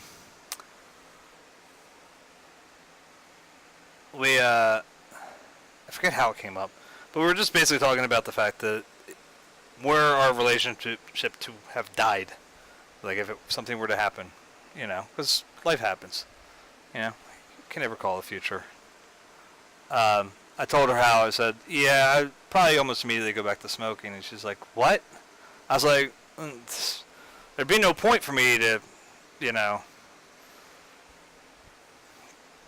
not. And she's like, well, that's just pathetic. What about your own life? I was like, look, dear, like, you have to understand the way I kind of view things. Like, you know, I'm someone that suffers from major depressive disorder in a lot of ways. Well, not in a lot of ways, I'm diagnosed with it. But anyway, but the way it changes the way you view certain things, it's like, part of me would just say, like, look, there's no more relationships.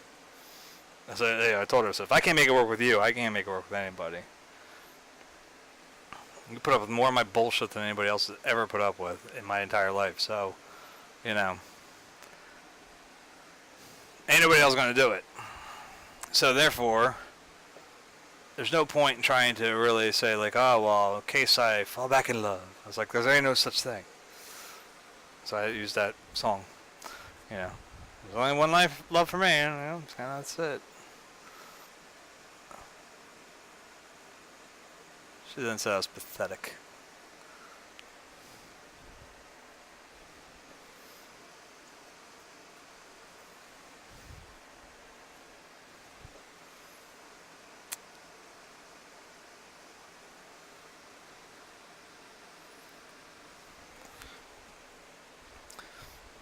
Someday there'll be a cure for pain.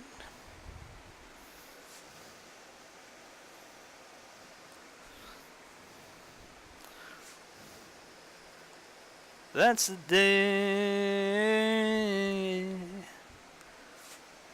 I throw my drugs away. When I find a cure for pain.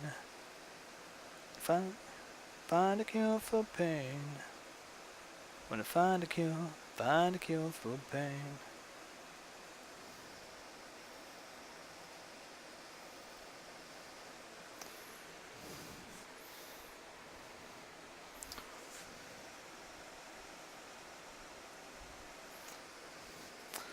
We just heard this one the other night. Shit, I might have heard it today. Oh, there we go. The Matsiahu.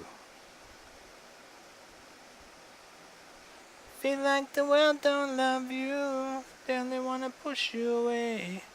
Sometimes people don't see you, they feel like they're in their way. Today they feel like everyone hates, and your fingers looking at your mistakes. You do good, they want great. No matter what you give, they still wanna take. Give your love, then make your way back.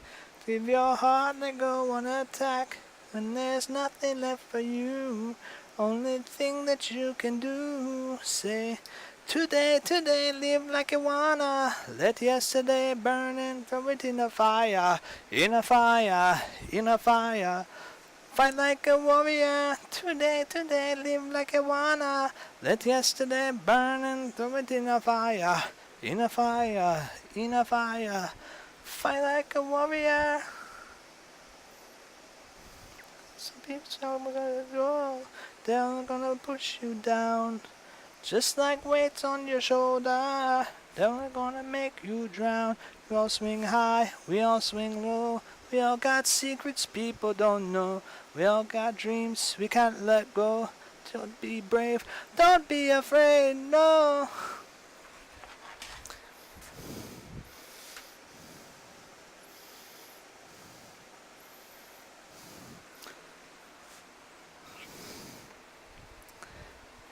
Funny, I have this painting. And it's funny, I'm kind of making this very flame-like when this song came on, because actually it's like almost identical. There's I did a painting of a tree off of the. It's off a hill. It's on a hill. It's not off a hill. It's on a hill. It's actually two trees, but they look like one in the photo I took. There's a. It's off of I-476, the blue route, the road of my damnation. But the thing about the tree is, you know, it's a spot where I typically do slow down, or I should say I did almost all the time up until I did the painting. And since then I almost always blow past it. But anyway. So I took a photo of it one day. And what I wanted to do was, I knew, you know, I was painting again, I'm doing all this good stuff. Well, other people made this is good, but whatever. The, you know, I was feeling pretty good about my production stuff that was coming out. And so I said, what I really should do, though, is make sure I have it when I really need it, which is during the winter time. During winter time, I really need to start focusing on things that are green, because it's, you know, there's nothing like that around here. You know, the way my work schedule is I get up and I'm out of the house before the sun has come up, you know, during winter. And then, that's the one on the head, right? Okay, yeah. And then when I leave my work, it's dark. So, yeah, that's a lot of people, but, you know, for me, it was definitely something that was pulling me down a lot. So I thought, I'm going to keep this painting as a, we'll do it when the weather starts getting darker. Yeah. So it ended up being that something I started in December. And the idea that I should say another thing regarding this area, though. This area is the spot where usually I'm kind of letting go of the work day. You know, work is what caused my breakdown. It's something I need to get rid of. I know that, like, not the idea of working, just this place specifically. Don't get me wrong, I'd love to get rid of it and do this all the time, but anyway. I know that's not my life.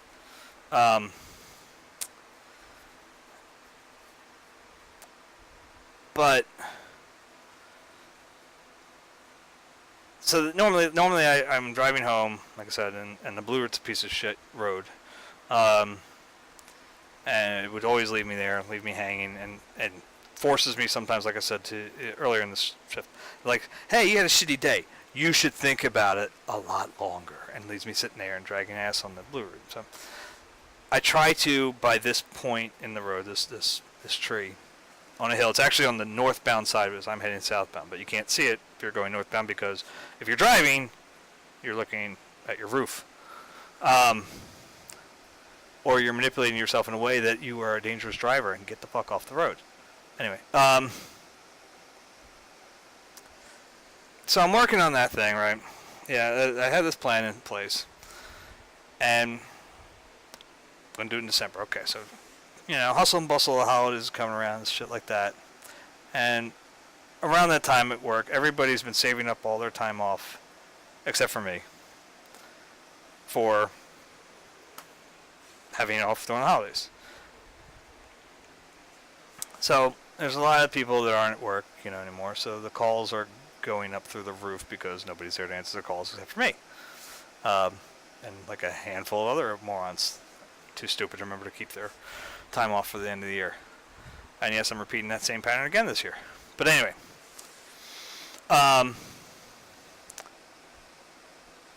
so I found myself at a point when I want to work on this painting of this spot that I normally let go of work. I'm in here in the studio, and it was definitely coming home with me, along with all the other bullshit stress of the holidays.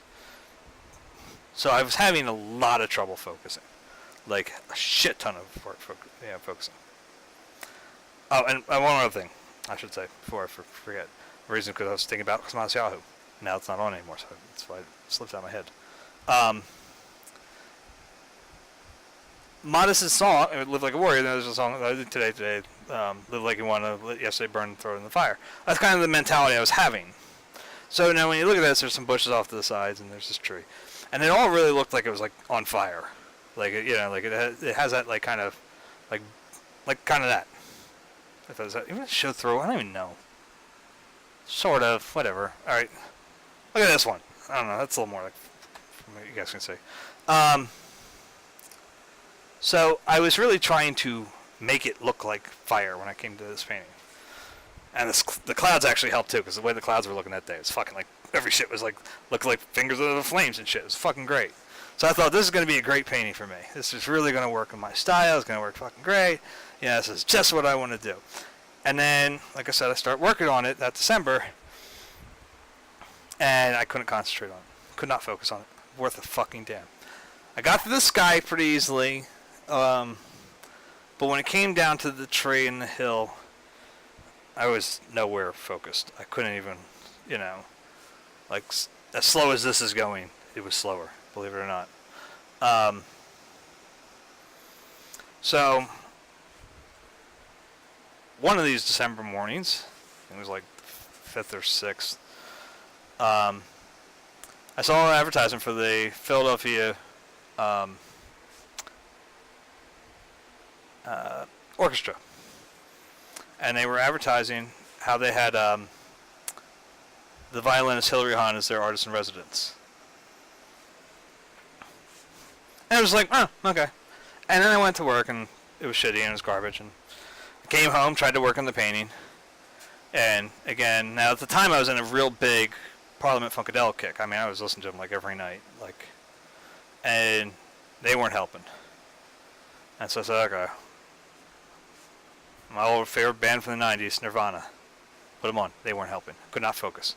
Could not get my shit together. So I'm like, alright, this is fucking ridiculous. Alright. When I'm in these, like, absolute, I cannot focus things, I turn to Bach. Now, I only had one Bach in my collection for a very long time, which was a cello suites. Because my old Mass in B minor broken years ago. So I only had the cellos for the longest time. And I had already used them. They didn't work either. So I was like, fuck. All right, there's got to be, let me maybe find something else. I'll find something else with Bach. So I go digging through Amazon Music, like I just search Bach. And sure enough, pops up almost immediately. It was Hilary Hahn Plays Bach. And I went, that's a chick from this morning. You know what? Let's put it on. Let's find out what this is about. It's artist residence, right? It's going to be something fucking important, right? Never heard of her before. So I put it on, alright, and I sit down and start painting. I don't remember doing the painting. I remember listening. It's fucking phenomenal. Alright? It was very much like a fugue state. Like, it was just like, I am listening to music and, that's it. There was no, idea of what I was painting. In a sense. All I know is the album ended, I look up, there's more paint on the canvas than there was before. And I'm like, alright, we gotta try that again. So I went and found something else, right? And she had Violins and Voice with Christine Schaefer, and I forgot the gentleman's name again. And I mispronounced it last night, and I know I mispronounced it again, so it doesn't matter. So, look up the album. Pop that on, fucking same thing happens. Alright, I'm fugue-like state, and I am no longer in control of painting. The painting is in control of the painting. And I'm like, alright, this is unique situations. I've been in a spot before where I'd paint, where I would be in like a very fugue-like state, but I was in a fugue-like state about painting. And that's a difference of kind. That is, like, I'd have friends come over that, they told me they were over, and they said we talked. I don't remember it. I did a portrait of my wife many, many, many, many years ago.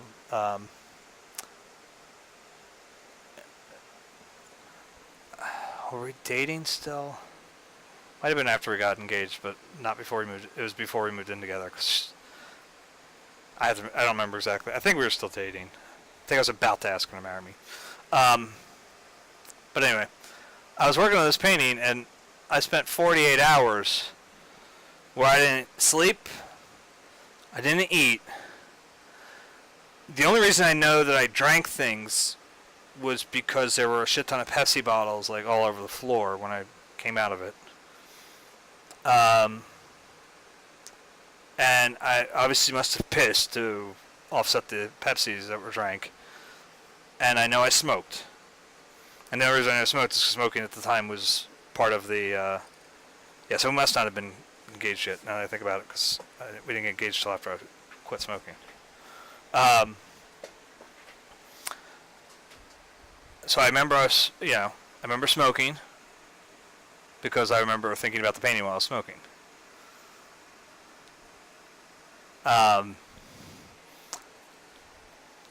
So I'm not saying, and it happened before. There's times in school it happened and stuff like that.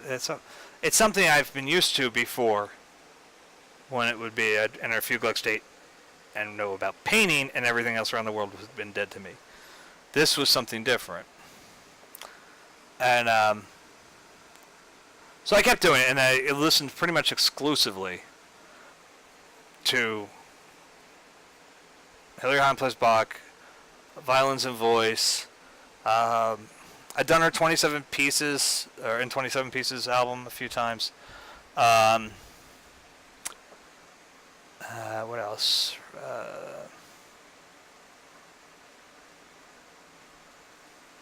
What was the album she did with Menaceart? I'm pronouncing that wrong too, I'm sure. Yeah,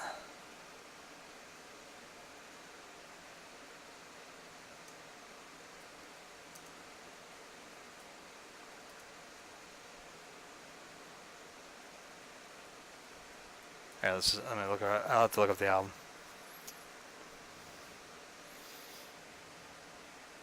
It was mostly buck I'd stuck to. I know that, but and I'm only checking this because nobody's here. So what do I give a shit? 27 pieces. Oh,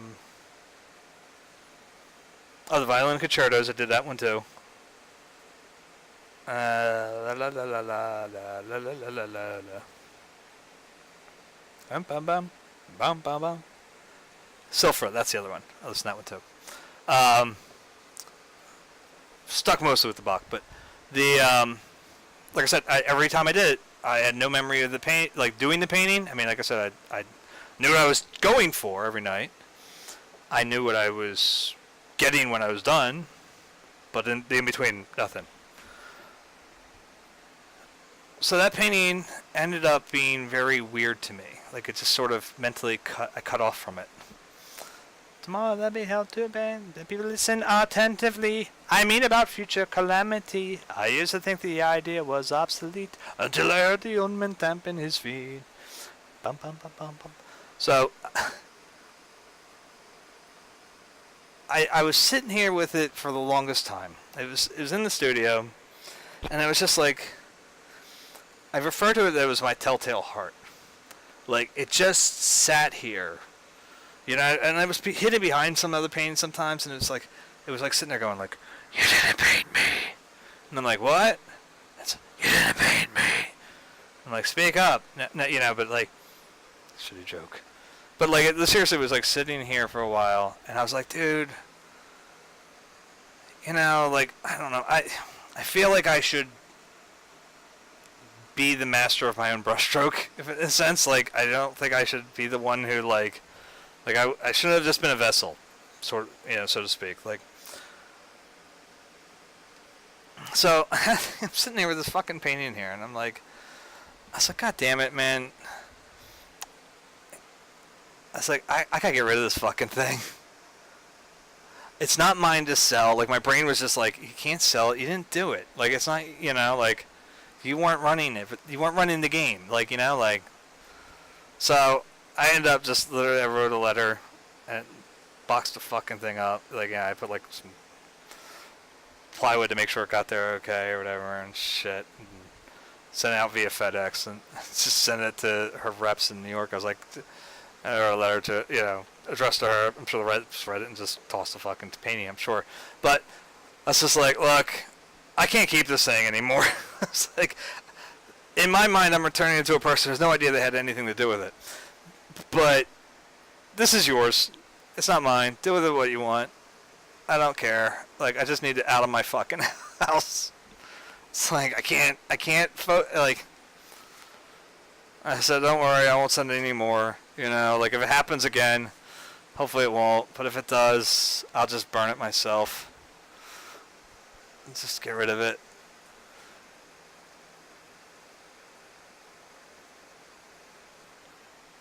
Maybe I'll do a giveaway next time. I don't know. If I get enough followers. Get me up to like 100 followers, and then like if it happens again, I'll just... The only plus, I will say this, and it's almost a guarantee that it won't happen again, is that I feel the need to stay active here. And it slows me down, and it does take me out of the painting a little bit. But if I'm forced to stay active and keep talking, even if there's not anybody responding back, or if I'm going to have a conversation like I had with My Little Pony, or, you know, like, or My Magic Pony, you know,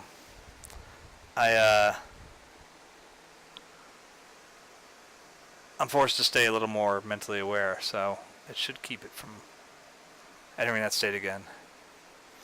On the road to romance, that's safe to say. I think it's working out pretty good. We're taking, you know, like, we're building it slowly off of the colors here. You know, we started off with it was an olive green to start. Touched up with some of the Viridian. Now we're hitting it back in with, again, we touched some more olive green back into it. Touched some oxide of chrome. Now we're hitting it with the permanent green mediums. Um, Definitely some yellow ochre is going to come into play. Probably a good amount of yellow ochre, actually. This, but we went from a little bit of a sort of thicker brush stroke, down to we're getting down to that more narrow one. We're not finishing this brush tonight, as much as I want to. And it's just I know this brush is going to end up looking like these things, so there's so much fucking brush stroke in there, and I know I gotta go up in about 20 seconds to go say goodnight to my children's, because they get mad. And like I said, that 8-year-old's the one you want to worry about. I'm getting more and more suspicious she's going to end up being an artist, even though I try to discourage my children from that lifestyle. I'm not serious. I should say I'm not kidding. I'm very serious about that. I want my children to be artistically aware. I do not want them to be artists. It's too fucking hard a life. Vincent, thank God, wants to focus somewhere in the sciences, likely paleontology. Though he could just as easily go into like computer sciences and like he's done robot programming and shit like that before. And he did fairly well from what I understood from his teachers. So,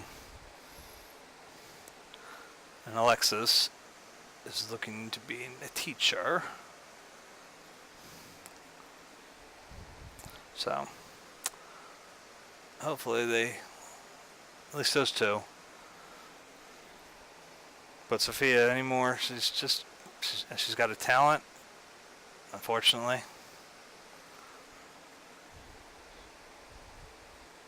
She did a painting of a cupcake from one of those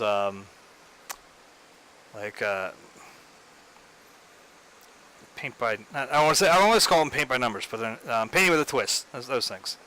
She did a painting of a cupcake at a painting with a twist birthday party she'd gone to, and it was legitimately noticeably better than the other kids. And I'm not like saying that as her parent. I'm saying that as somebody that, as an artist. So she has a talent, and she keeps working on it. That worries me. To the garage, but the garage, it wasn't there.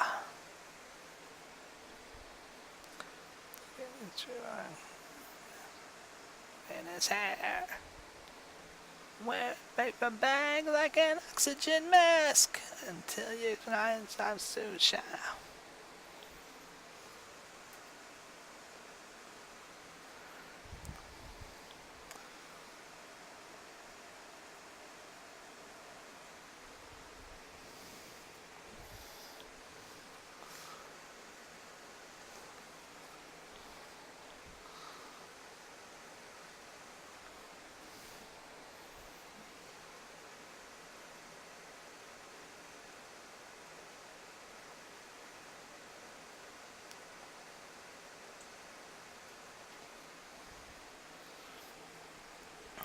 Alright, I gotta go.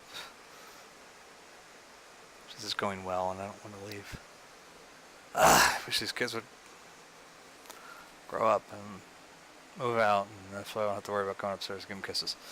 Alright, so I will be right back. Let me pop that into its positioning. Be right back.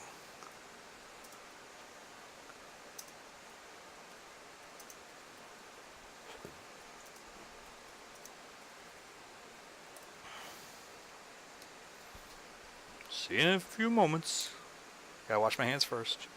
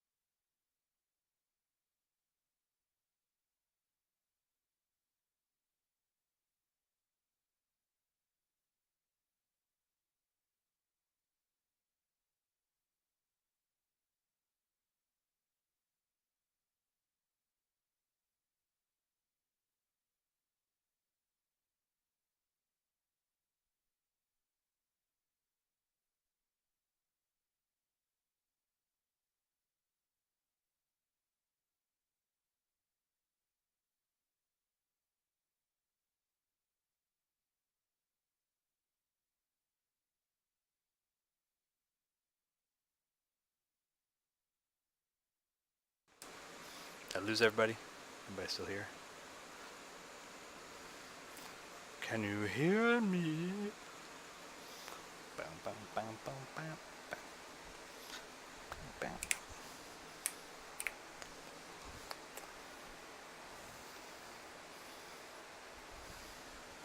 Oh, there it is. Where'd my brush go? It fell on the ground. Superstitious writings on the wall. Very superstitious. Let us about to fall. The 13-month-old baby. That's the one downside of, I better make sure. Oh, yeah, I did turn the mic on. Okay. There's an episode like a few back. I don't remember exactly how long it was. I think I was working on this painting. Might not have been. I came back on and I literally left the microphone off, so I'm sitting there talking for like 10 minutes. I think my buddy Mike came on and was like, dude, audio. I was like, oh, whoops. Very superstitious. Without your face and hands. Let me know the problem. Do all that you can. Keep it in me. Keep me going strong. Oh, we don't want no saving. Sad, this is all. Sad is my song, that's right though. When you believe in things that you don't understand, and you suffer. Superstition ain't the way.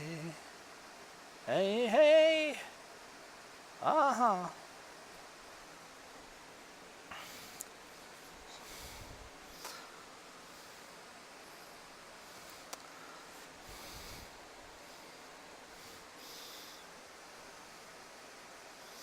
I remember when I was a kid being very, very confused when people would say stuff about Little Stevie Wonder. Because I was like, oh, that really kicked off the spot, didn't it? Not bad. I apologize. That was not supposed to be that way. You guys were looking at my ass, weren't you? What are you looking at my bum? Cheeky bum lookers. On his way. But I used to be like so confused because, you know, even when I was a kid, Stevie Wonder was, you know, growing up.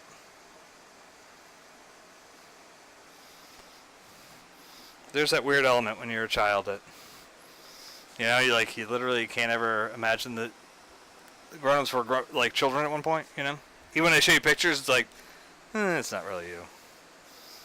I don't understand, and you suffer. Superstition ain't the way. No, no, no.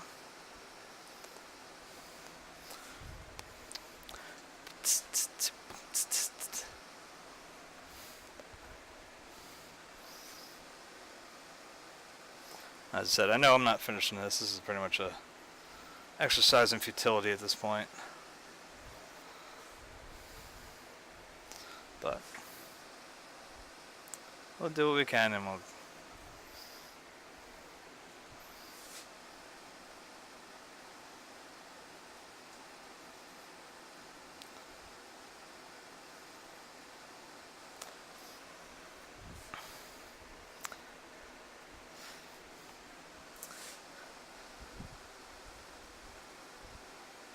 I gotta laugh. I'm not gonna. I won't do this in any way that will spoil. I hope not. My wife and I, you know, we've been watching this Hemlock Grove now for two and a half seasons at this point, or whatever. All right, we're entering this final season. You know, this third season, last season, and there are far too many characters at this point where there's someone who's dead, and the other people know that this person's dead, but like, there's other people that don't know this person's dead, and it's like, you know, I just started like, I said to my wife, I'm like, this is getting a little, like, we know they're dead, you know, as the viewer, um, you know, but, you know, and like I said, one or two characters may know that this person's dead,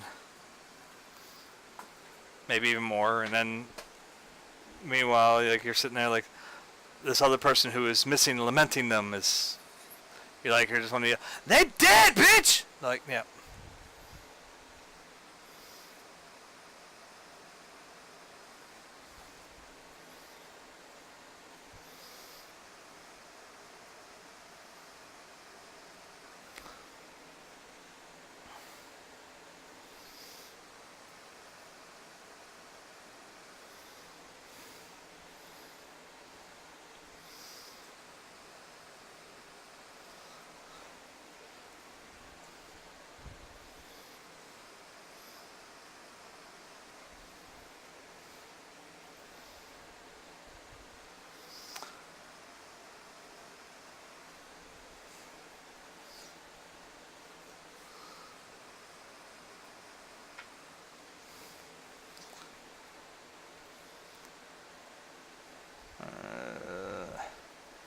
I'm going to need Ultramarine again, and that's all rotted out.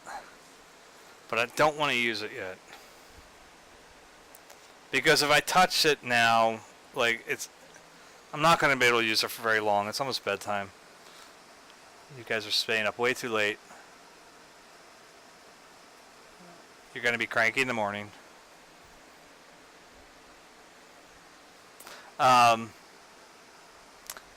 So it's like if I put it out now, I know I'm not going to get much use out of it, so I don't want to do it. So I'll wait till tomorrow night's stream to hit that. Well, that's nice. The kind of brownish tone we made earlier. It's just in a couple spots. You know. Got my hash pipe. Alright, now see, you're fucking with me again, Amazon. What are you doing? No. There we go. C'est method passion.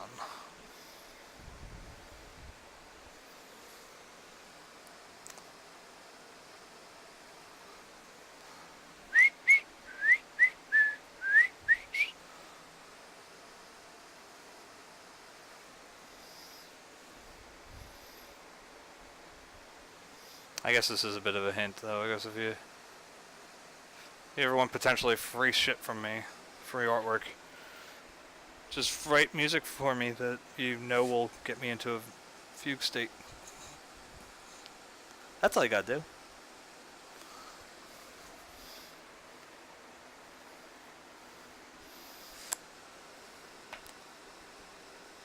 Good luck.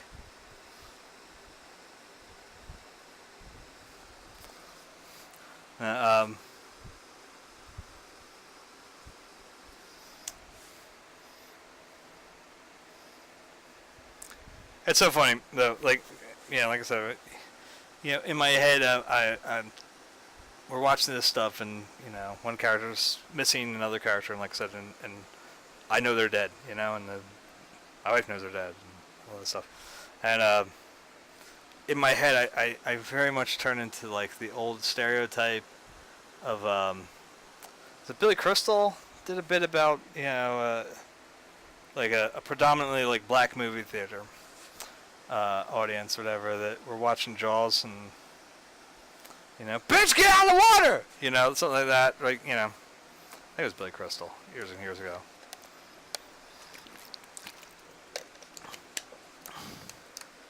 Like, I turn into that in my head, you know, like I start doing that, you know, and it's funny because legitimately, I mean, it wasn't like the whole theater's doing it or anything like that. But we'd gone to see, as much as this is a movie that some people just loathe, and I mean, I have a give or take relationship with it, because it's one that, if I think of it as an artistic movie, I dig it. If I think of it as a comic book movie, I don't like it as much. which is Ang Lee's Hulk. Excuse me, belching.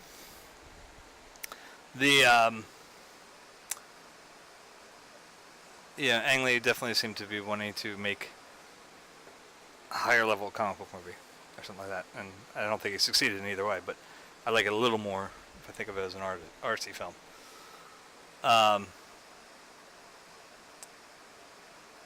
But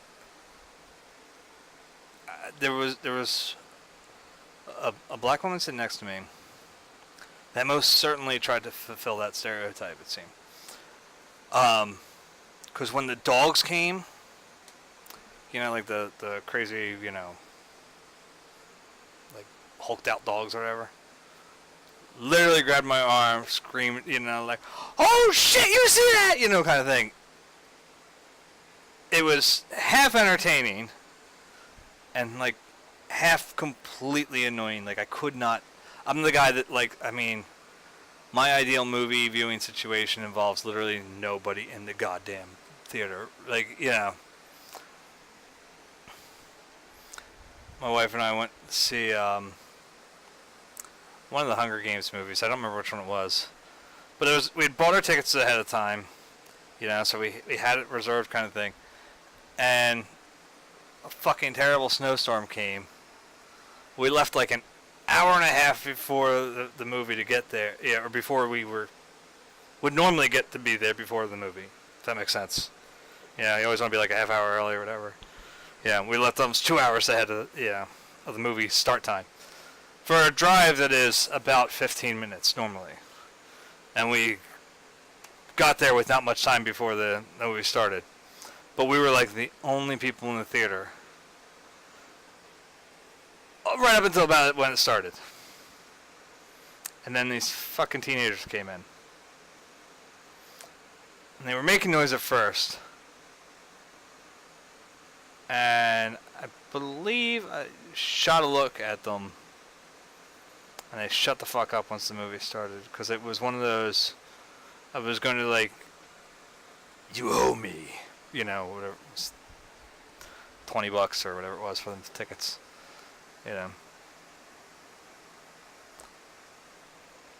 One of the happiest movie moments I've ever had. Truly, truly a magnificent experience. Was out in West Chicago area. St. Charles, I think it's called St. Charles. I was out for training, and the first night I arrived, my other coworkers had already gone out to dinner, and I was like, okay, well, all right, well, I'm gonna go to the movies then. So I went, went to see what was around, and it was when Winter Soldier was out, and I said to my wife, I said, okay, I'm gonna go see the movies. Is it okay if I see Winter Soldier tonight? She goes, yeah, it's fine. So I said, okay, it's cool. So I'm okay. It's one of these it's not one of these, it's fine, fines, yeah, right? It's not one of those, right? She said, no, it's fine, you can go. Okay. So I went there, and I went to this rundown mall. I don't even know if the damn thing's there anymore at this point. This is a few years ago, obviously. And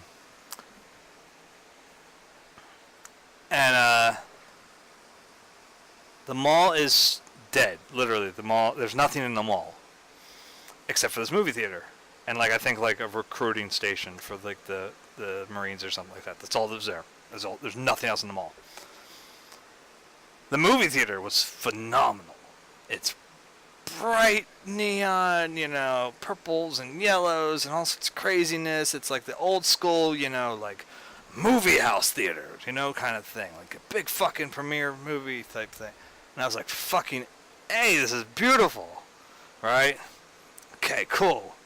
Gonna go in, right? And I get some, pretzel bites and a bottle of water or whatever. And this is expensed as my dinner for work, so sweet. Alright. So I go into the thing, I sit down, and I am the only person in the theater at that point. Yes! It's like 5 minutes before movie time at this point, before this trailer, so I'm like, fucking A. So I'm like, alright, I'm sitting in there, I got dead center, and And like 2 or 3 other people came in eventually, you know. But they were like over there and over this way. And I was just like, yes, I am like so fucking happy right now. Everybody was quiet. Nobody was bothering me. Oh, loved it. Loved it. Love it. And then like later that week, I went back after the training class was over. Before it was that Thursday night or whatever, I guess. Because then Friday I went to the museums, like I was talking about earlier. And Friday or Thursday night, I went and saw Godzilla. You know, again, same thing. Almost nobody's there because again, it's fucking theaters. Nobody's there. Like there's nothing to drag you there, other than the movie theater. I mean, they had like all like the big freaking cardboard cutouts for like all the other movies that were coming up. I think Transformers with the dinosaur extinction or whatever it was, Age of Extinction, because they had fucking Optimus on the dinosaur out in the mall because there's no point keeping it that far back because why bother? Nobody's there. It doesn't matter. And it was just like it was a beautiful setup. And like I said, fucking nobody's there. It's the best way to watch a movie. Get that. Shut up! Shut your pie hole! You and I are going to have it out one day.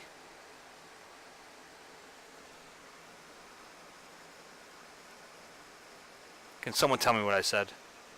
Who's here? There's 3 people. It says 3 viewers. Who's here? Tell me what I said that set her off.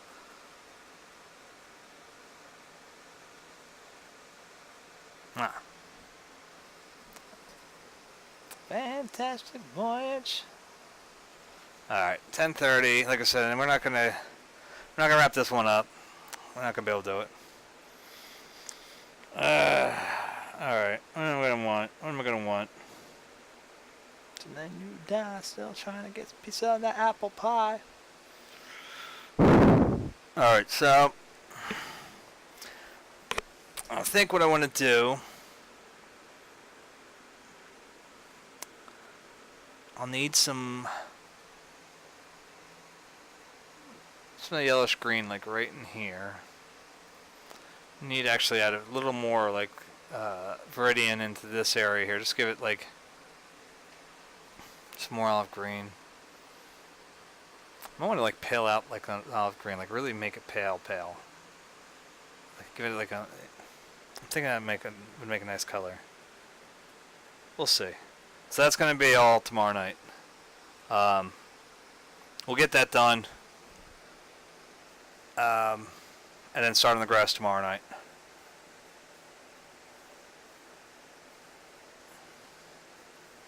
Yeah.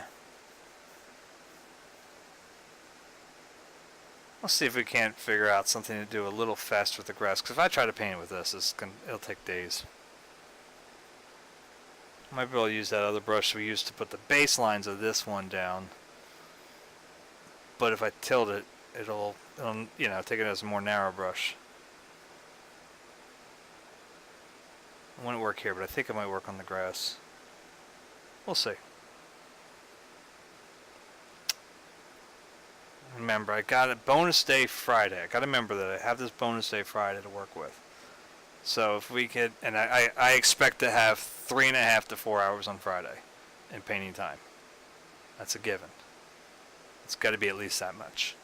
So I'm thinking that given that idea, we're still probably, and I'm going to kick myself if I'm wrong, be able to finish this fucker up by Sunday. And by the way, Lou, if you're watching, this does not mean you will get your painting on Sunday, or right afterwards. It's got to wait at least a week, probably 2, before I'd feel comfortable moving it. But I think Fridays. I think Sunday's possible. I'm rubbing my hands with Viridian all over it, and I guess my chin probably getting green all over my face. So I'm gonna have to go like hose off and shit. So very cool chatting with my magic pony tonight. If you didn't see it, it was cool. It's always groovy and cool to talk What else? So tomorrow night, I'm gonna just say 8 o'clock. I keep hoping that I'll get in here earlier and get in here at 7:30, but every time I say that, the Blue Root goes, "Fuck you, Brian," and then it takes forever to get home, and then I get pissed off, and then I gotta play House Flipper until I get calm again. So we're just gonna assume I'm gonna have to play House Flipper a little bit tomorrow night and get calm again. The girl, settle down. If you want, you can marry. Look at me. I am old, but I'm happy. Oh, I'm sorry. You are now, and I know that it's not easy. So yeah, let's see what we can do tomorrow night. Like I said, Friday should get 4 hours in. Again, I'm not sure whether it'll be during the earlier part of the day, because I got to take my car in at 10 for its inspection. I know it's going to need to be work done on it. Then I have a doctor's appointment at 2. So it might be like 2 hours in the morning or something like that. I don't know how we'll work it out. But I'm going to get painting time in on Friday. And something else. I guess that's it for now. Alright, so I will catch you guys tomorrow night. Assume 8 o'clock. We'll, it seems just easier to assume, and if we get lucky, I'll keep your eye on Twitter. How about that? At Brian Coates Art. Or on Facebook. Brian Coates Paintings is the page. And Coates is Coates. Alright. Keep your eyes on that. If there's any change, I'll let you know through there. Alright, so see ya.